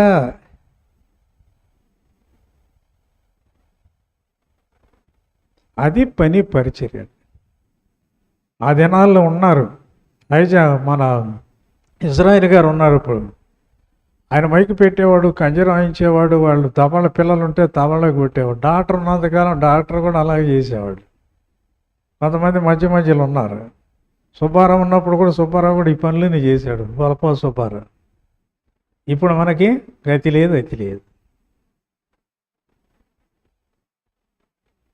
ఇవన్నీ లేవు అంటే ఏంటి? ఏదో వస్తున్నారు పోతున్నారు అని కాదు. మీరు కూడా ఏం చేయాలట? అయ్యా, పరిచర్య విస్తరించాలి, సేవ విస్తరించాలి, నలుగురికి దేవుని వాక్యం వినాలి, వినేటట్టుగా సహాయం చేయండి అయ్యా. పరిచర్య కొనసాగించేదానికి సాధనాలు లేపయ్యా. పరిచర్య చేసేదానికి నమ్మకస్తులైన వాళ్ళు లేపయ్యా, యథార్థవంతులు లేపయ్యా అని మనం ప్రార్థన చేయాల్సిన అవసరం ఎంతైనా ఉంది కదా. అందుకని ఏమన్నాడు? వీటికంటే గొప్ప కార్యములు ఇంకా చూస్తా కదా. ఎవరితో మాట చెప్పింది? ఎవరో మీరు మాతో చెప్పండి కదా. పేర్లు చెప్తే కూడా మీకు అర్థాలు ఈనాటికి రావు కదా. 4 పేర్లు చెబుతాను, అర్థాలు చెప్పాలి మీరు. ఆదాము, మొదటి ఆదాము నుంచి వద్దాం. ఆదాము అంటే ఏంటి చెప్పండి? చెప్పండి. ఆదాము అంటే ఎర్ర మన్ను. చెప్పండి. ఆదాము అనగా ఎర్ర మన్ను, ఎర్ర మట్టి, దేవుడు సృజించిన మొదటివాడు. ఇప్పుడు ఆదాం అంటే ఏంటి? ఎర్రమట్టి. అవ్వ అంటే జీవమిచ్చినది, జీవము. కాబట్టి జీవమిచ్చినది జీవం. అవ్వ అంటే ఏంటి? అందరూ చెప్పండి నోటితో. జీవమిచ్చినది. ఆదాం అంటే ఎర్రమన్ను. ఎవరు అని అడిగి చెప్పండి ఎప్పుడైనా సరే. ఎర్రమన్ను, ఎర్ర మట్టి. అవ్వ అంటే జీవం ఇచ్చినది. కయ్యను అంటే సంపాదన. కయ్యను అంటే ఏంటి? హేబేల్ అంటే అస్థిరత. హేబేల్ అంటే ఏంటి? అస్థిరత. రాసుకోండి, కుర్రోళ్ళన్న రాసుకోండి. ఎవరన్నా అడిగితే చెప్పండి. ఎట్ట నీకు చెబుతాను, నాలుగు పేర్లు చెప్తాను, అర్థాలు చెబుతాను, మనసులో పెట్టుకోండి, రాసుకోండి, ఉంచండి. ఎవరన్నా వచ్చి అడిగినప్పుడు ఇందాక నవీన్ మొత్తుకున్నా కానీ కూడా మీ నోటి కూడా మాటలు రావట్లేదు. ఇప్పుడు అనుకోవాలన్నమాట, నాయన ఈయన చెప్పేది ఇదేనా వీళ్ళకి ఎక్కింది? ఏంటి ఎక్కేది? కాబట్టి ఆదాం అంటే ఎర్రమట్టి, అవ్వ అంటే జీవం ఇచ్చినది, జీవము. కయ్యన్ అంటే సంపాదన, హేబేల్ అంటే అస్థిరత. ఇవి గుర్తుపెట్టుకోండి. చెప్పాలి, మీకు ఏం వచ్చిందో చెప్పాలి, ధైర్యంగా చెప్పాలి. కొంతమంది అడుగుతారు, ధైర్యంగా చెప్పాలి, మీకు అనుభవాలు చెప్పాలి. పేర్ల అర్థాలు కూడా మీరు తెలుసుకొని ఉండాలి. ఆ పేరు వచ్చినప్పుడు టక్కన ఆయన కదా, అయ్యగారు మట్టి కదా, నేను కూడా మట్టినే కదా, అవగలో జీవం ఉంది, నాకు కూడా జీవము. కయ్యనంటే ఎప్పుడు సంపాదించుకోవటమే. అస్థిరత ఏది? హేబేల్ అండి. కాబట్టి వీటికంటే గొప్ప కార్యములు చూస్తావు. యోహాను సువార్త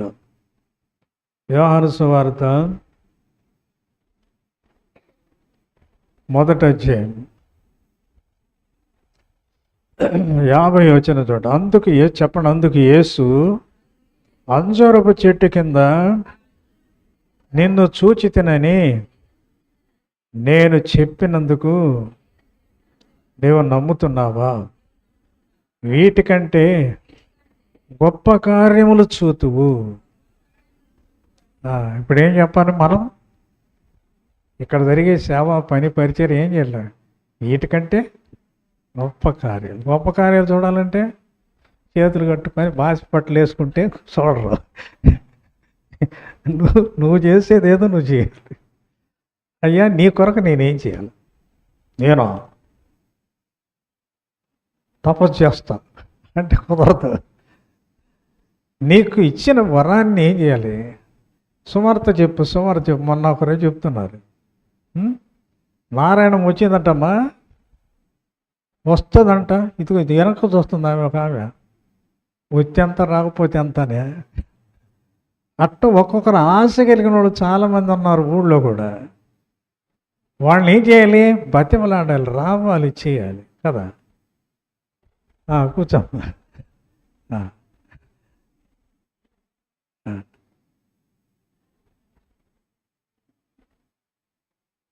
కాబట్టి అట్ట ఏం చేయాలి? ఆశ ఉంటుంది కొంతమందికి. వాళ్ళు ఏంటి రావటానికి కొంచెం సిగ్గుపడతారు, పడతారు. మనం ఏం చేయాలి? అలాంటి వాళ్ళని తీసుకురావాలి, ఒక్కొక్కరిని. కాబట్టి కలపటం అనేది మనం చేయాలి. అది కాబట్టి అనేకులు ఈ దినాల్లో చచ్చిన చేపల్లాగా ఉన్నారు. చచ్చిన చేపలు నీటి ప్రవాహాలు కొట్టుకొని పోతాయి, బతికిన చేపలు ఎదురుతాయి. ఏ ఎండ కాకుండా పట్టినట్టు అనేకులు రాజీ పడిపోతున్నారు. ఆదివారం కూడా ఉద్యోగానికి, వ్యాపారానికి వెళుతూ దేవుని ఆరాధించకుండా దుఃఖ పెడుతున్నారు కదా. ఏంటి దుఃఖపడటం ఏంటి? దుఃఖపడటం ఏంటి? నీ ఇంటికి మందిరానికి దోమ ఉందా లేదా? చెప్పండి, అందరూ చెప్పండి. ఉంది. దేనికి? మా ఇల్లు కాదు, మా ఇంటికి మందిరానికి ఏముంది? దోమ ఉంది కదా. అయితే ఏంటంట? విలాప వాక్యాలు కనండి, ఇరిమియా గ్రంథం తర్వాత విలాప వాక్యములు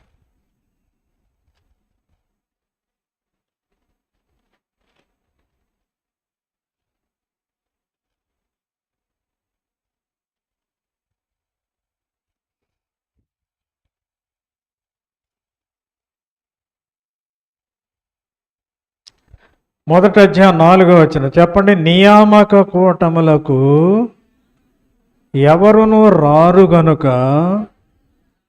సియోను మార్గములు ప్రలాపించుచున్నవి. నియామక కూటల కంట ఎవరు రారు గనుక కదా. ఆదివారం అయితే వస్తారు నియామక కూటాలకి, అంటే మామూలుగా మీటింగుల మధ్యలో ఉంటాయి కదా నియామక కూటాలు అంటే మధ్యలో, వార కూటాలు అంటారే. రారు. ఎందుకు రారు? రారు కాబట్టి అంట సియోను మార్గములంట ఏడుస్తున్నాయంట. మార్గమే ఏడుస్తుందంట. మనం ఎవరిని ఏడిపిస్తున్నాము? మందిరానికి మీ ఇంటికి వచ్చే మార్గం అంటే ఎడుతూ ఉందంట. వస్తే సంతోషం, రాకపోతే ఎన్ని కూటాలకి ఎక్కొట్టాం, ఎన్ని ఆరాధనలకి ఎక్కొట్టాం. కాబట్టి అర్థం చేసుకో. ఇది అర్థం కాదు.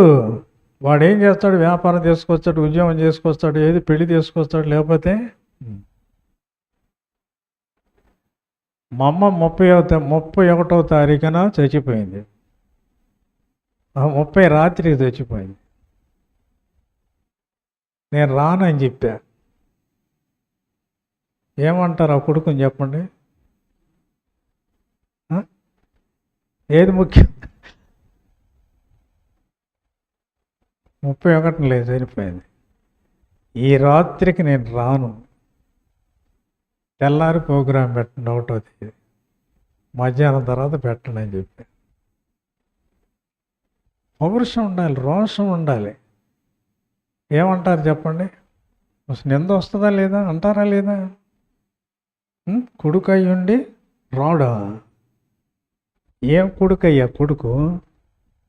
నిజమే, దేవుడితో పోల్చుకుంటే తల్లి కాదు, తండ్రి కాదు, కొడుకు కాదు, కోడలు కాదు, భార్య కాదు, భర్త కాదు, ఎవడైనా సరే. అది అర్థం చేసుకోండి. నన్ను ఘనపరచువారిని నేను ఘనపరిచేదను. కాబట్టి అది మనం తెలుసుకోవాలి. ఎరిక్ లిటిల్ అని ఒలింపిక్ ప్లేయర్ అనమాట. ఆయన 100 మీటర్ల పరుగు పందెంలో ఫస్ట్ వస్తాడు. అది ఆదివారం పెట్టారు దాన్ని. ప్రపంచం మొత్తానికి జరిగేవి. ఆదివారం వచ్చింది ఆ రోజు. నేను వెళ్ళను అన్నాడు. అప్పుడు తీసుకుపోయిన వాళ్ళ దేశస్తులు, అక్కడ తీసుకుపోయిన నాయకులు వాళ్ళందరూ ఏమన్నారు? తిట్టారు, పోసారు. ఇంకంతే. ఎవడవరా నువ్వు? దేశ ఖ్యాతిని పాడు చేయటానికి ఏమరా? ఒక్క రోజు ఒక్క పూట మానుకోవచ్చు కదరా అన్నాడు. ఇంకప్పుడు 200 మీటర్లకు 400, అతనికి ఇంత ప్రాక్టీస్ లేదు దానికి. అంటే 200 మీటర్ల పరుగు అనమాట. 400 మీటర్ల పరుగు. 200 మీటర్ల పరుగులో నేను పాల్పొందుతానట. నీకు ప్రాక్టీస్ లేకుండా దానిలో ఎట్ట పాల్పొందా? మా సిగ్గులు పరుగులు తీయటానికి నువ్వు అన్నాడు. దానిలో 3వ ప్లేస్ వచ్చింది. 400 మీటర్ పరుగులోనంట ఫస్ట్ వచ్చాడు, గోల్డ్ మెడల్ వచ్చింది. మామూలుగా ఆ పరుగు పందెంలో పాలు పొందే వాళ్ళకి ఫస్ట్ వాడికి సెకండ్ వాడికి ఏమి లేదు, ఎంత ఉండదో, ఎట్ట అంటాడు ఎట్టు పోతాడు వాడు కూడా. ఫ్రాక్షన్ ఆఫ్ సెకండ్స్ అంతే. సెకండ్లో తేడా ఉంటుంది.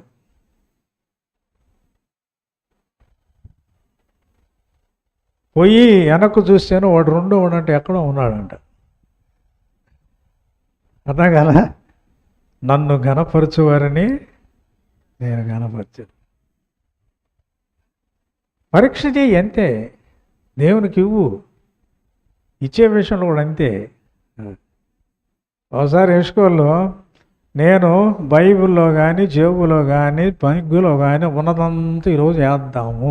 అది పిచ్చి మాట, మంచి మాట ఏమన్నా కానివ్వండి, మొత్తం ఎత్తికాను, మొత్తం సంద వేసా. ఎవరో తీర్మానం చేసుకొని వేసా. తెల్లవారి పొద్దున్నే 5 గంటల బస్సుకు రావాలి. లేకపోతే స్కూల్కి 5 గంటల బస్సులు రాకపోతే ఏముండదు, ఆబ్సెంట్ పడుతుంది కదా, లేట్ అవుతాం.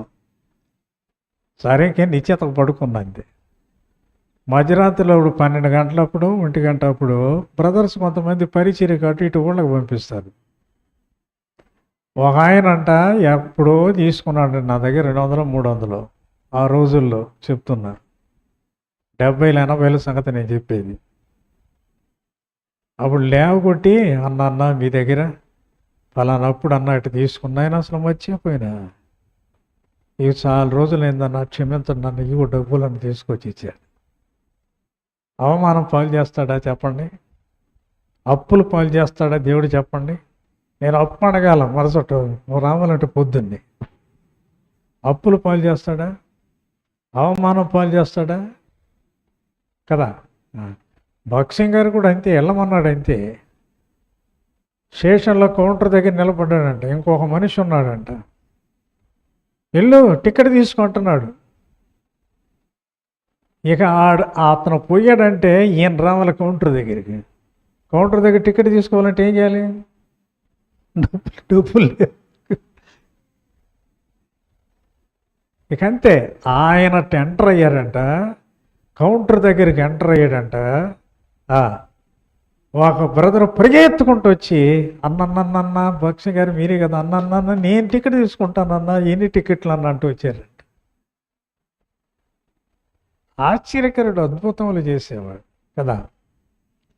ఒక ఆమె దగ్గరికి వెళ్ళి 5 రూపాయలు ఇవ్వమన్నాడంట. ఎప్పుడు 60ల్లో సంగతి. 5 రూపాయలు అంటే అప్పుడు ఇప్పుడు 500 పైన అవుతుంది, 1000 రూపాయల కింద లెక్క.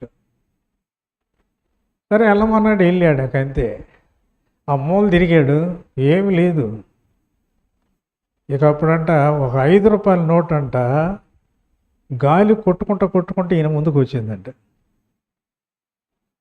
ఆహా దొరికింది కదా అని తీసుకోవాలి ఆయన.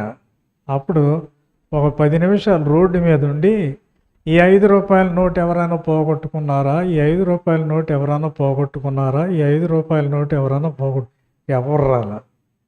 ఇక అప్పుడు లోపలికి వెళ్ళాడంట, ఆమెకి ఇచ్చాడంట.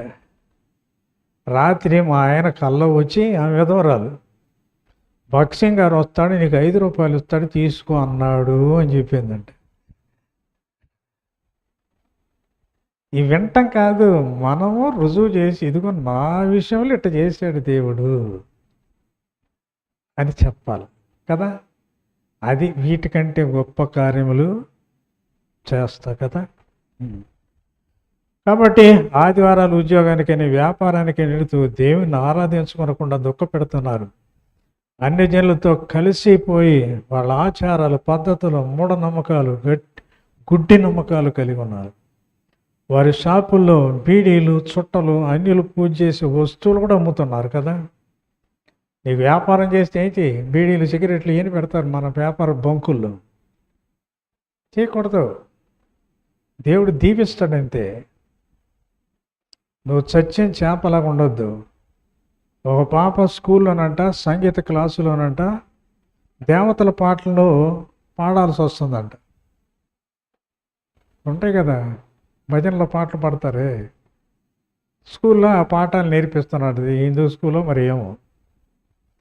అప్పుడంట వాళ్ళ టీచర్ అంట పాట పాడమేంటి పాడు అందంట. నేను పాడనని చెప్పిందంట. అప్పుడు టీచర్ అంటే ఇంటికి పంపించేసేసారంట.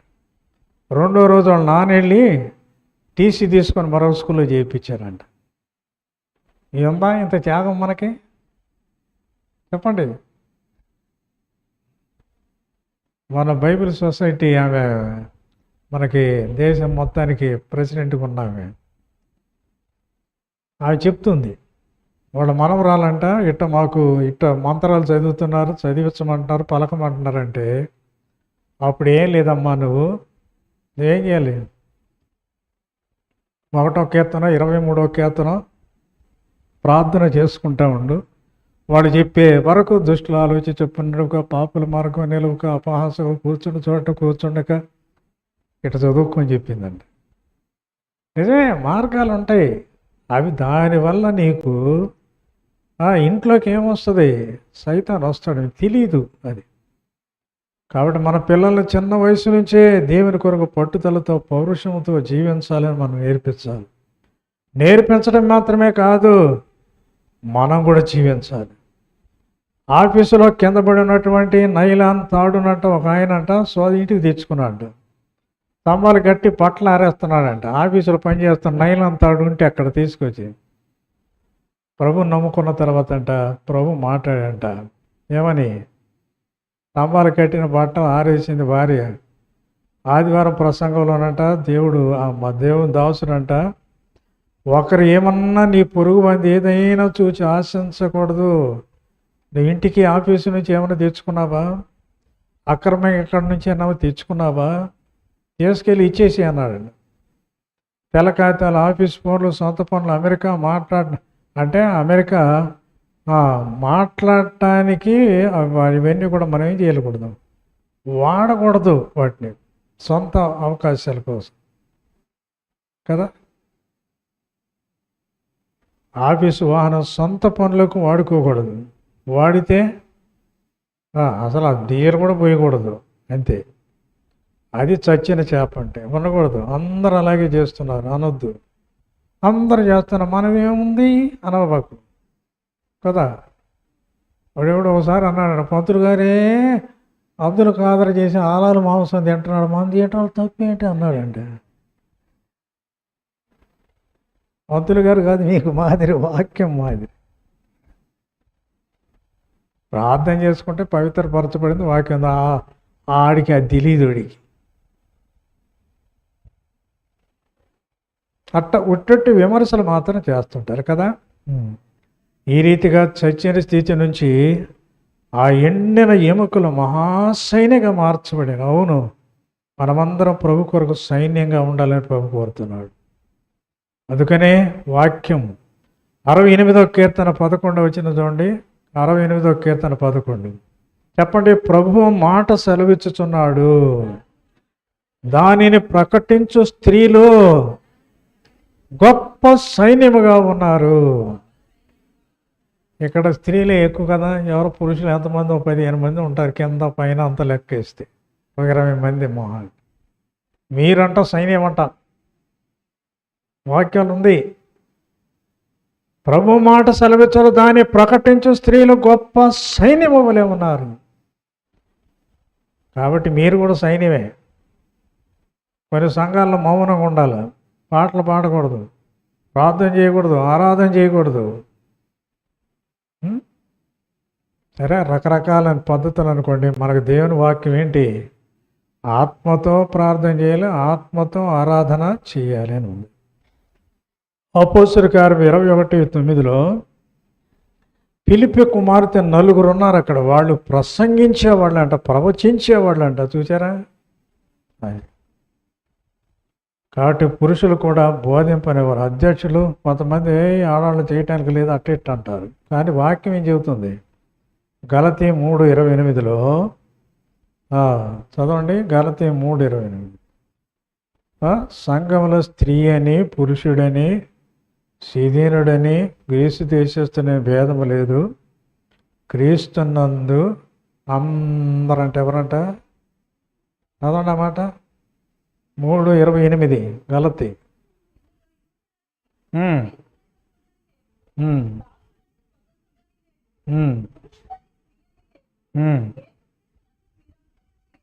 యేసుక్రీస్తునందు మీరందరూ ఏమిటట? ఏకం. స్త్రీలు సైన్యంగా ఉన్నారు, పురుషులు సైన్యంగా ఉండాలి, యవనస్తులు సైన్యంగా ఉండాలి, పిల్లలు సైన్యంగా ఉండాలి, వృద్ధులు సైన్యంగా ఉండాలి. సంఘమంతా సైన్యంగా ఉండి సేవ చేస్తూ, ఆత్మలు సంపాదిస్తూ, దేవుని రాజ్యం వ్యాపింపజేస్తూ ముందుకు సాగాలి. నువ్వు, నీ కుటుంబం, నీ సంఘం దేవునికి లెక్కింపలేని మహా గొప్ప సైన్యంగా ఉండాలని ప్రభు కోరుతున్నాడు. అనుభవంలోకి రావడానికి ప్రభు తన కృపను అనుగ్రహించినగా ప్రార్థన చేసుకున్నాడు.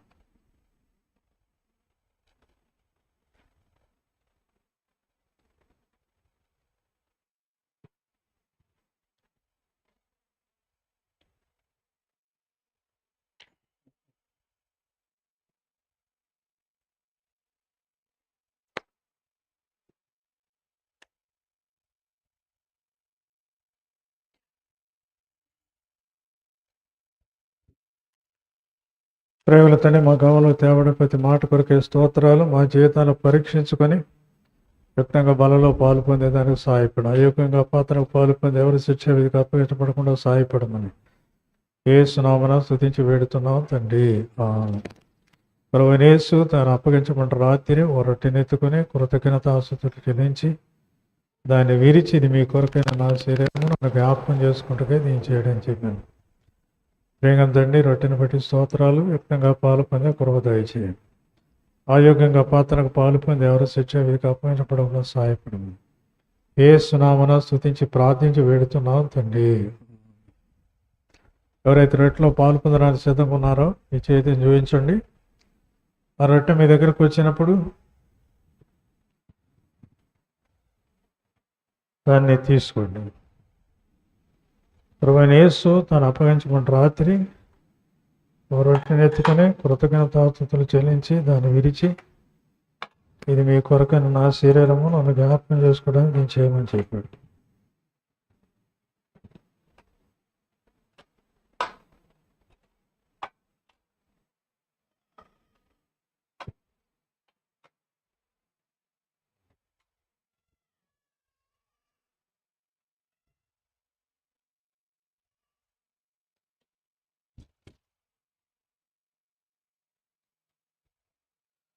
దేవుని వాక్యంలో మనం చూచాం కదా, నువ్వు దేవుని సైన్యమో సైతాను సైన్యమో.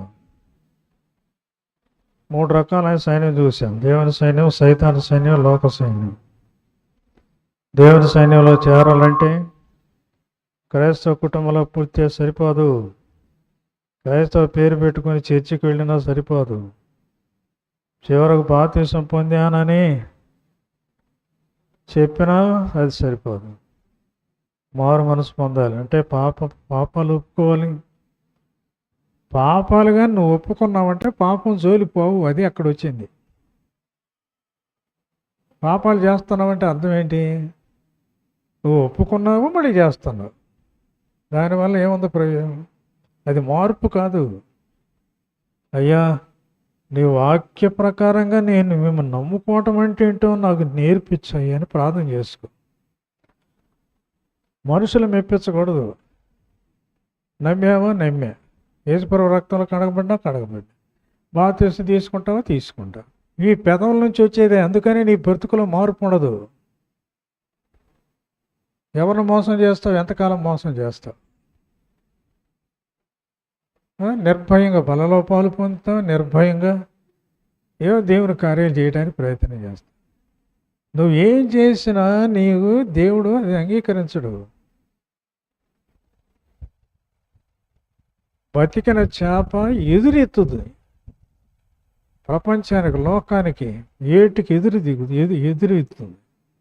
చచ్చింది కొట్టుకుపోతావు. లోకంలో కొట్టుకుపోతావు నువ్వు అంతే. లోకం ఏం చెబితే అది చేస్తావు. లోకంలో అబద్ధాలు ఉన్నాయి, మోసాలు ఉన్నాయి, కక్షలు ఉన్నాయి, పగలు ఉన్నాయి, ఇక అక్రమం ఉంది, అవినీతి ఉంది. చెప్పిన మాట చెయ్యరు. అప్పులు తీసుకొని ఎగ్గొడతారు, అప్పులకి ఇవ్వరు, చెబుతారు, చెయ్యరు. ఇది విశ్వాసకు ఉండే లక్షణాలు కావు ఇవి. దేవుడంట ప్రలాపిస్తాడంట, ఏడుస్తాడంట. ఆయన పవిత్రాలైన కన్యక అంటాడు. అపవిత్రత లేకుండా ఉండాలి. అప్పుడే ఆయన పెళ్లి చేసుకుంటాడు సంఘాన్ని. అడుగు, నాలో సరైన మార్పు ఇవ్వు ప్రభువా.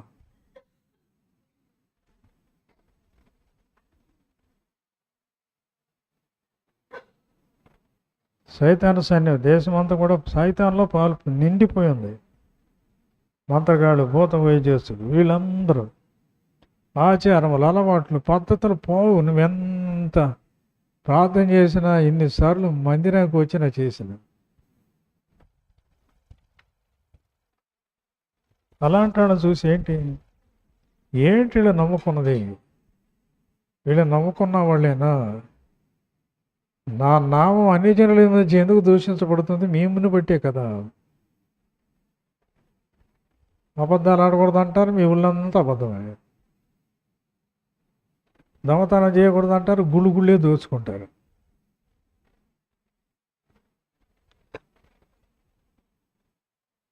ఇంకెవరికైనా పొరపాటు అందకపోతే మీ చేతిని చూపించండి.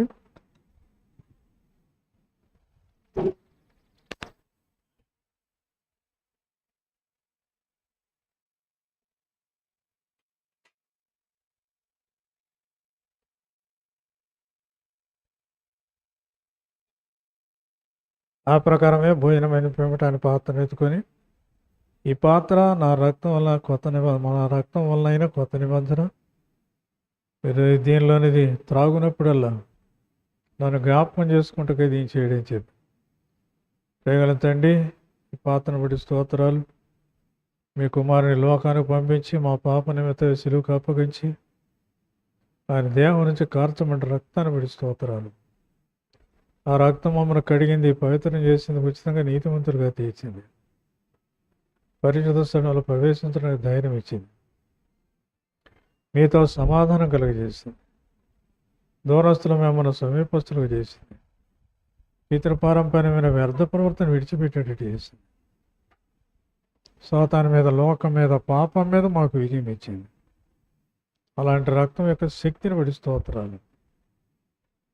దానికి సాదృశ్యమైన పాత్రను దీవించి విత్తంగా పాల్పొందే కృప దయచేయండి. అయోగ్యంగా పాత్రకు పాల్పొంది ఎవరు శిక్ష విధికి అప్పగించబడకుండా సహాయపడు. యేసు నామమున స్తుతించి వేడుతున్నాం తండ్రి. ఆమేన్.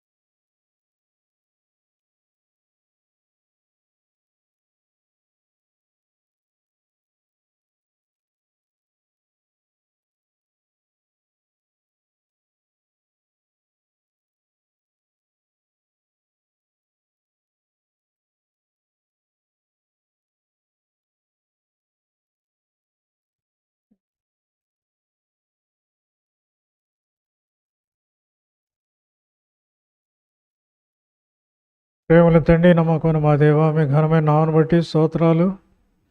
మీ మరణంలో పాలు పొందడానికి మీరు మాకు చూపిన మీ దయ గురికి స్తోత్రాలు. యుక్తంగా పాలు పొందిన వారిని బట్టి స్తుతిస్తున్నాం. అయోగ్యంగా పాత్రగా ఎవరైతే పాలు పొందారో వారి శిక్ష విధికి అప్పగించబడకముందే వారి బలహీనతలు పొరపాట్లు కూడా సాయపడం మిగిలించకుండా రొట్టె రసం చేదురన్న సకల పరిస్థితులు సాధించకుండా సకల పరిస్థితులతో ఐక్యం చేసుకుంటూ ఉన్నాం. వచ్చి కూడా ఏ కారణం చేత పాలు పొందలేదో వారి బలహీనతలు ఒప్పుకోవడానికి సాయం చేసి మాయం తెచ్చుకున్నాం. మిగిలించబడిన రొట్టె రసం ఇంకా తండ్రి నమ్మకుండా మా వీధిలో, గ్రామంలో, ఇంట్లో రక్త సంబంధికులు, మా దేశస్తులు, మా రాష్ట్రీయులు ఎవరైతే ఉన్నారో దేశంలో, ప్రపంచంలో వారందరినీ జ్ఞాపకం చేసుకున్నాము. ఏదో సందర్భంలో వారిని రక్షించము, పాపలు రక్షకుడానికి యేసుక్రీస్తునందు విశ్వాసం ఉంచి వారు వారి ఇంటి వారి రక్షణ పొందడానికి మీరే సహాయం చేసి మాయం తెచ్చుకున్నామని ప్రార్థన చేస్తున్నాం. రీతిగా తండ్రి వచ్చిన ఒక్కొక్కరి పేరు పేరు వస్తే దీవించము. వాటి వారి పని స్థానిక కొండమందిల నుంచి రాగల బిడ్డలందరూ పెట్టి స్తోత్రాలు. ఎవరైతే ఏ కారణం చేత ఆగిపోయారో అది తండ్రి వాళ్ళు కొనసాగించకుండా వాటిలో కొనసాగడానికి మీరే సాయం చేసి మహిమ తెచ్చుకున్నామని ప్రార్థన చేస్తున్నాం. ప్రతి అవసరత మీ మహిళ తీర్చము. వచ్చిన ఒక్కొక్కరి పేరు పేరు వస్తే దీవించి ఆశీర్వదింపచేయండి. మా దేవ ఆరోగ్యం వెతికించేము. దేవులున్న ప్రతి రూపంతో బలం తొలగించు. కుమారుడు భవిష్యత్తు కొరకు సహాయపడము. కుమార్తె భవిష్యత్తు కొరకు సహాయం చేయము. తన తండ్రి కుటుంబ జీవితం, భర్త కొరకు, సంతానం కొరకై ప్రార్థన చేస్తున్నాం. దాసుడు మల్లేశ్వర ఆరోగ్యం వెతికించేము. కుమారుడు కోడలు రీతిగా భర్తలను గొప్ప మార్పు, మా భర్తలో గొప్ప మార్పు తీసుకురాము. దాసురాన్ని తండ్రి వృద్ధాప్యంలో అత్తగారిని మీరు బలపరచము. ఆరోగ్యకరం ఉంచమని ప్రార్థన చేస్తున్నాం. ప్రతి బలహీనతలు మీ శక్తిని పోసి మీ ప్రభావం బయలుపడి చేయండి. దాసురా నాయకామ కొరకు ప్రార్థన చేస్తాం. ఆరోగ్యం వెతికించేము. సీను తండ్రి మూత్రపిండాల్లో ఉన్నటువంటి రాళ్ళు తొలగించము. రీతిగా తండ్రి సుబ్బాయిని కూడా జ్ఞాపకం చేసుకోము. ఆమె ఆరోగ్యం వెతికించేయము. ప్రతి బలహీనతలు మీ శక్తిని పోసి మీ ప్రభావాన్ని బయలుపడి చేయమని ప్రార్థన చేస్తున్నాం. తండ్రి ఏ రాగమా నారత్తమ్మ వారు లేని లోటు ఆ కుటుంబాల్లో మీరు తీర్చు. మా శేషం నిలబడేదానికి మీరు సాయం చేసి మాయం తెచ్చుకున్నామని ప్రార్థన చేస్తున్నాం. వాటి ఇంకా ఆమె అమెరికా వెళ్ళింది. మీకు ఆపదించము, భద్రతించము. ప్రతి అవసరత మీ మాయలో తీర్చము. ఋతు కుటుంబంలో కూడా మీ కార్యాలు జరిగించి మీ నామానికి మాయం తెచ్చుకున్నాము. అంజలి కుటుంబం, సుబ్బాయమ్మ కుటుంబాల్లో కూడా మీ కార్యాలు జరిగించి మీ నామానికి మాయం తెచ్చుకున్నామని వృద్ధాప్యంలో పుట్టిపాటి సుబ్బాయమ్మ ఆరోగ్యం వెతికించారు. ప్రతి బలహీనతలో మీ శక్తిని పోసి మీ ప్రభావాన్ని బయలుపడి చేయమని ప్రార్థన చేస్తున్నాం. సువర్ణ ముఖ్య కంటి మీరు ముట్టండి. అచురుకులు మంటను తప్పించము. కుమారుడు కోడల్లో కూడా గొప్ప మార్పు మీరు తీసుకున్నామని ప్రార్థన చేస్తున్నాం. ఆ రీతిగా తండ్రి అన్ని విధాలా మీరే సాయం చేసి మేము తెచ్చుకున్నాం. చిన్న సువార్త ఆరోగ్యం వెతికించాం. శాలని భవిష్యత్తు కొరకు మీ దగ్గర ఏర్పాట్లు నడిపించాం. దాసురాలు తండ్రి ఏదో విధమ్మా ఆరోగ్యం వెతికించాం. వృద్ధాప్యం ప్రతి బలహీనతలు మీ శక్తిని పోసి మీ ప్రభావాన్ని బయలుపడి చేయండి. కుమారులు, కోడళ్ళు, మనో సంతానం, పెద్ద కుమార్తె కుటుంబాలు కూడా మీ కార్యం జరిగించి మేము తెచ్చుకున్నాం. దాసు తండ్రి సుబ్బ రమేష్ గారు ఆరోగ్యం వెతికించాము. ఈ దాసురాల కొరకు బాబు పాప కొరకై ప్రాణం చేస్తున్నాం. దాసుడు ఉద్యోగ బాధ్యత నమ్మకంతో దయచేయండి. ఈ దాసుడు తండ్రి సత్యనా గారు దాసురాలు బాబుని జ్ఞాపకం చేసుకున్నాము. ఆ కుటుంబాల్లో కూడా మీ కార్యాలు జరిగించి మేము తెచ్చుకున్నాం. విధానాల్లో మేము నవీన మా మధ్యలో ఉండాలని చూపిన మీ దయని బట్టి స్తోత్రాలు. ఆ రీతిగా వాళ్ళని బట్టి బిడ్డలను బట్టి స్తోత్రాలు. మన షాపు సరిగా జరిగేదాన్ని కూడా పరిస్థితి అనుకూలం చేయము. చేసి అత్తనాలు మీరు సఫలం చేయమని ప్రార్థన స్వాములు బట్టి సత్యవేదాన్ని బట్టి స్తోత్రాలు. కుటుంబంలో కొన్ని సమస్యలు ఉన్నాయి. ఆ సమస్యలు మీరే తొలగించమని ప్రార్థన చేస్తున్నాం. అన్ని విధాలు మీరే సాయం చేసి మాయ తెచ్చుకోండి. ఆ రీతిగా తండ్రి పద్మరావు అమూల్య బిడ్డల కొరకు ప్రార్థన చేస్తున్నాం. ఇది అవసరాలు తండ్రి సైదేవి స్వాతి అదిగా సుప్రియను జ్ఞాపకం చేసుకున్నాము. రోజు బాధ్యత నమ్మకత్వం దయచి మీ దాసురాలు ఆరోగ్యం కూడా అధికంచేయము. మందిర శ్రీదేవి ఆరోగ్యం కూడా అధికంచేయము. దేవాలు ఏర్పడి ప్రతి రూపంతో బలహీన తొలగించమని ప్రార్థన చేస్తున్నాం. సుధీర్ 3 సంవత్సరాల తర్వాత సంతోష్ ఈ సంవత్సరం తర్వాత తండ్రి ఆ రీతిగా కార్యర్ కొరకు మరి స్వగ్రామం వెళ్ళవలసి ఉంది తండ్రి. మరి వాళ్ళు ప్రభు పరిచయంలో లైవ్ ఆపరేటింగ్ కొరకు ఈ భారం కలిగి ఉన్నదిగా పనిచేసేవారు కావాలని దీని కొరకు తండ్రి మీరే సాయం చేయండి. ఈ సంవత్సరం ట్రైనప్ చేయాల్సిన అవసరం ఉంది. కొంతమంది సిద్ధం చేసేదానికి వేరే పరిస్థితులు అనుకూలం చేయమని ప్రార్థన చేస్తున్నాం తండ్రి. వేరే కొరకు ప్రాణం చేసి సుఖం తీయించుకున్నాడు. త్వరగా మంచి చూపు రావడానికి సహాయపడండి. సునీత నామలేశ్వర కొరకు ప్రాణం చేస్తున్నాం. సునీత నుంచి విశ్వాస తన భర్తను కూడా రాచింది. రాహుల్ అమెరికాలో వెళ్ళాడు. జాబ్ కొరకు చేసే యత్నాలు మీరు సఫలం చేయండి.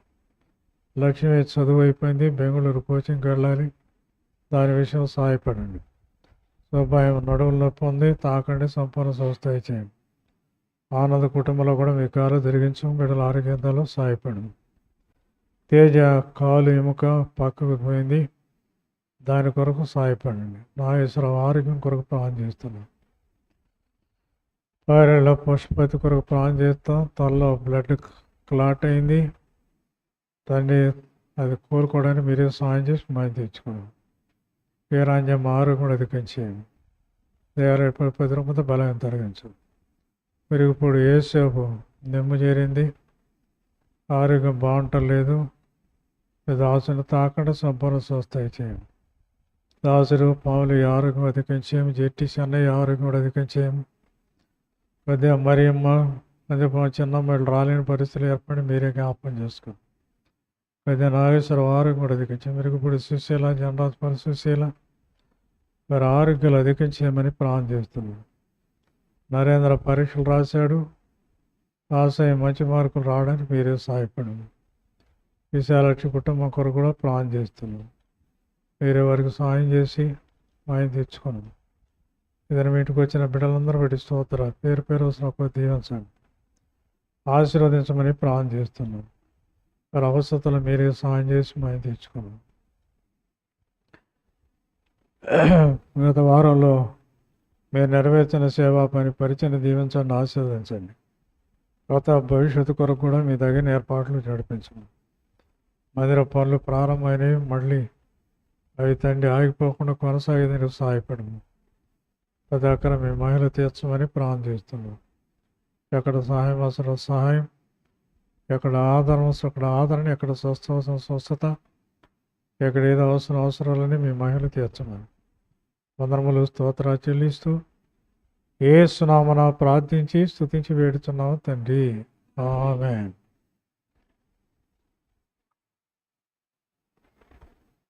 ప్రభు చిత్తమైతే రేపు రాంకులో జరిగే పరిచయ కొరకు ఇక్కడ సహోదరి కూట మంగళవారం ఉంటుంది. బుధవారం కలవరపాలెం పరిచయ కొరకు ప్రార్థన చేయండి. తర్వాత గురువారం మనకు ఆన్లైన్ ప్రేయరు శుక్రవారం వచ్చేటప్పటికి మొన్న శుక్రవారం ప్రతాపడి ఇంటి దగ్గర అయినందువల్ల అది ఆగిపోయింది. రేపు మరి వాళ్ళపూడిలో చివరి శుక్రవారం కదా, అక్కడ మీటింగ్ ఉంటుంది. ప్రార్థన కూటం అది జ్ఞాపకం చేసుకోండి. ఆదివారం ఆరాధన సండే స్కూల్ ఉంటుంది. ఈ కూటం అయిపోయిన వెంటనే యూత్కి కొద్ది నిమిషాలు ఇక్కడ కూటం ఉంటుంది. యూత్ ఉండాల్సిన యవనస్తులైన బిడ్డలు ఉండాల్సిందిగా మీకు మనం చేస్తాం. పాట పాడుకునేటప్పుడు రక్షించబడిన దేవుని బిడ్డలు తమ కానుకల ప్రభు వరకు సమర్పించుకుంటారు. ఒకడు పెట్టి ఉంచబడింది, ఆ పెట్టిలో మీ కానుకేయండి. ఒకవేళ ఏదైనా కవర్ అలాంటివి ఏదైనా వేయాలి మీరు అనుకుంటే పక్కన మోద్దేయండి, మోద్దీసి వేయచ్చు. వెనక పట్టకపోతే సంగతి అది అంటుంది.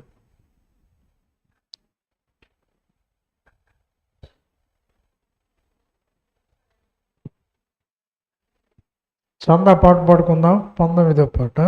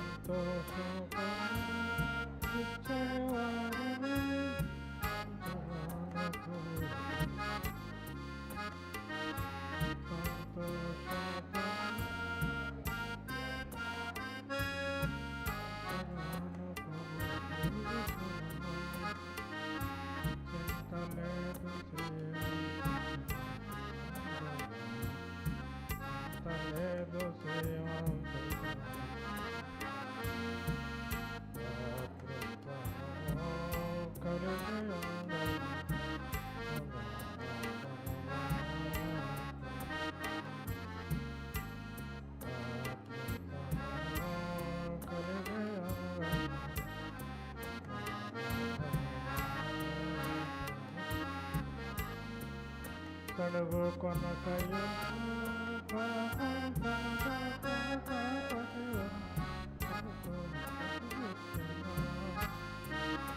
కడుగు కొనకయ్య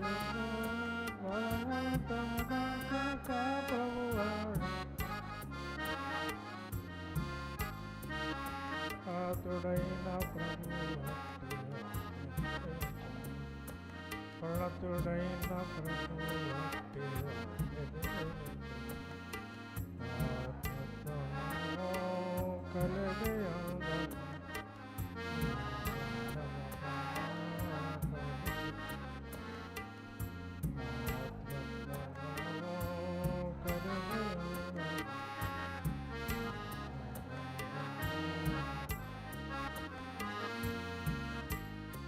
నుండియో మన శక్తి కొలది ఆసక్తితో ముక్తి నుండియో మన శక్తి కొలది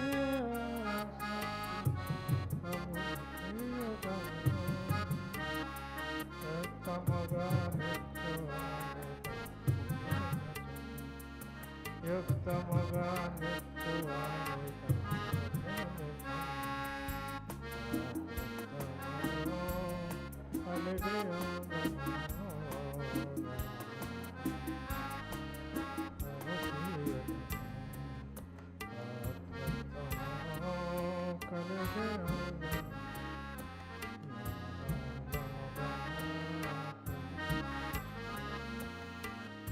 పుచ్చుకొనుట కంటే ఇచ్చుట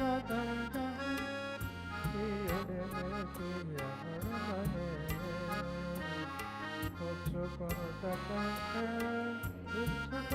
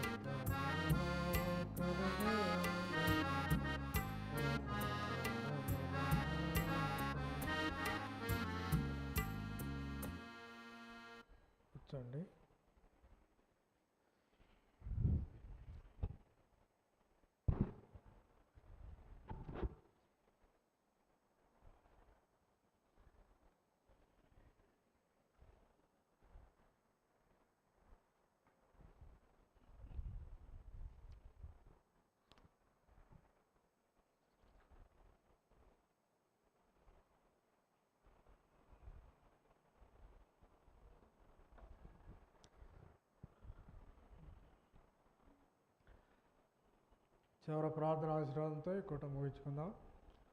ప్రేగుల తండ్రి, బిడ్డలు మీ ఇంటికి తెచ్చిన కానుకలను దీవించండి. మీ ఇంటి ఆకలి నిమిత్తమే వాడబడ్డానికి సహాయం చేయండి. వారు వేసిన రూపాయి, 2 రూపాయలు, 5 రూపాయలు, 10 రూపాయల బిడ్డలు, 10 రూపాయల నోటు, 20 రూపాయల నోట్లు, 50 రూపాయలు, 100 రూపాయలు, ఆ రీతిగా 200, 500 రూపాయలను మీరు ఆశీర్వదించండి. మీకు ఇచ్చి మీ దేవుళ్ళ ఆశీర్వాదం పొందటం ఇలాంటిది నేర్పించండి.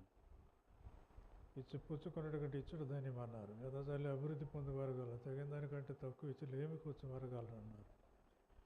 ఇది చేసి నన్ను శోధించిన ఎడల ఆకాశ వాక్యుడు విప్పి పట్టజాలంత విస్తారమైన దేవుని కుమ్మరిస్తానన్నారు. మీ దేవుళ్ళ ఆశీర్వాదములు వారి కుటుంబాల మీద రాచేయండి. మరి లివింగ్ క్వార్టర్ పని మళ్ళీ ప్రారంభమైంది. అది ఆగిపోకుండా దాన్ని కొనసాగించేదానికి మీరే సహాయపడి బిడ్డల యొక్క ప్రతికారం మీ మహిళలు తీర్చండి. వందనములు స్తోత్రాలు చెల్లిస్తూ యేసు నామమున ప్రార్థించి స్తుతించి వేడుతున్నాం తండ్రి. మన తండ్రి అయిన దేవుని యొక్క ప్రేమ, ప్రభువైన యేసుక్రీస్తు వారి కృప, పరిశుద్ధాత్మ యొక్క నేను సహవాసం, ఆదరణ, ఆశీర్వాద దేవుల సమాధానం ఇప్పుడెల్లప్పుడు సదాకాలం మనందరికీ సకల పరిశుద్ధులకు తోడై ఉండునుగాక. అందరికి వందనాలు. నన్ను విడచినను శరీరము కుల్లి కుసించినను, నరులెల్లరు నన్ను విడచినను శరీరము కుల్లి కుసించినను, హర్షించిన నా ఐశ్వర్యము విరోధి వలె నన్ను విడచినను, హర్షించిన నా ఐశ్వర్యము విరోధి వలె నన్ను విడచినను, యేసు చాలును, యేసు చాలును. ఏ సమయమైనా ఏ స్థితికైనా నా జీవితములు యేసు చాలును.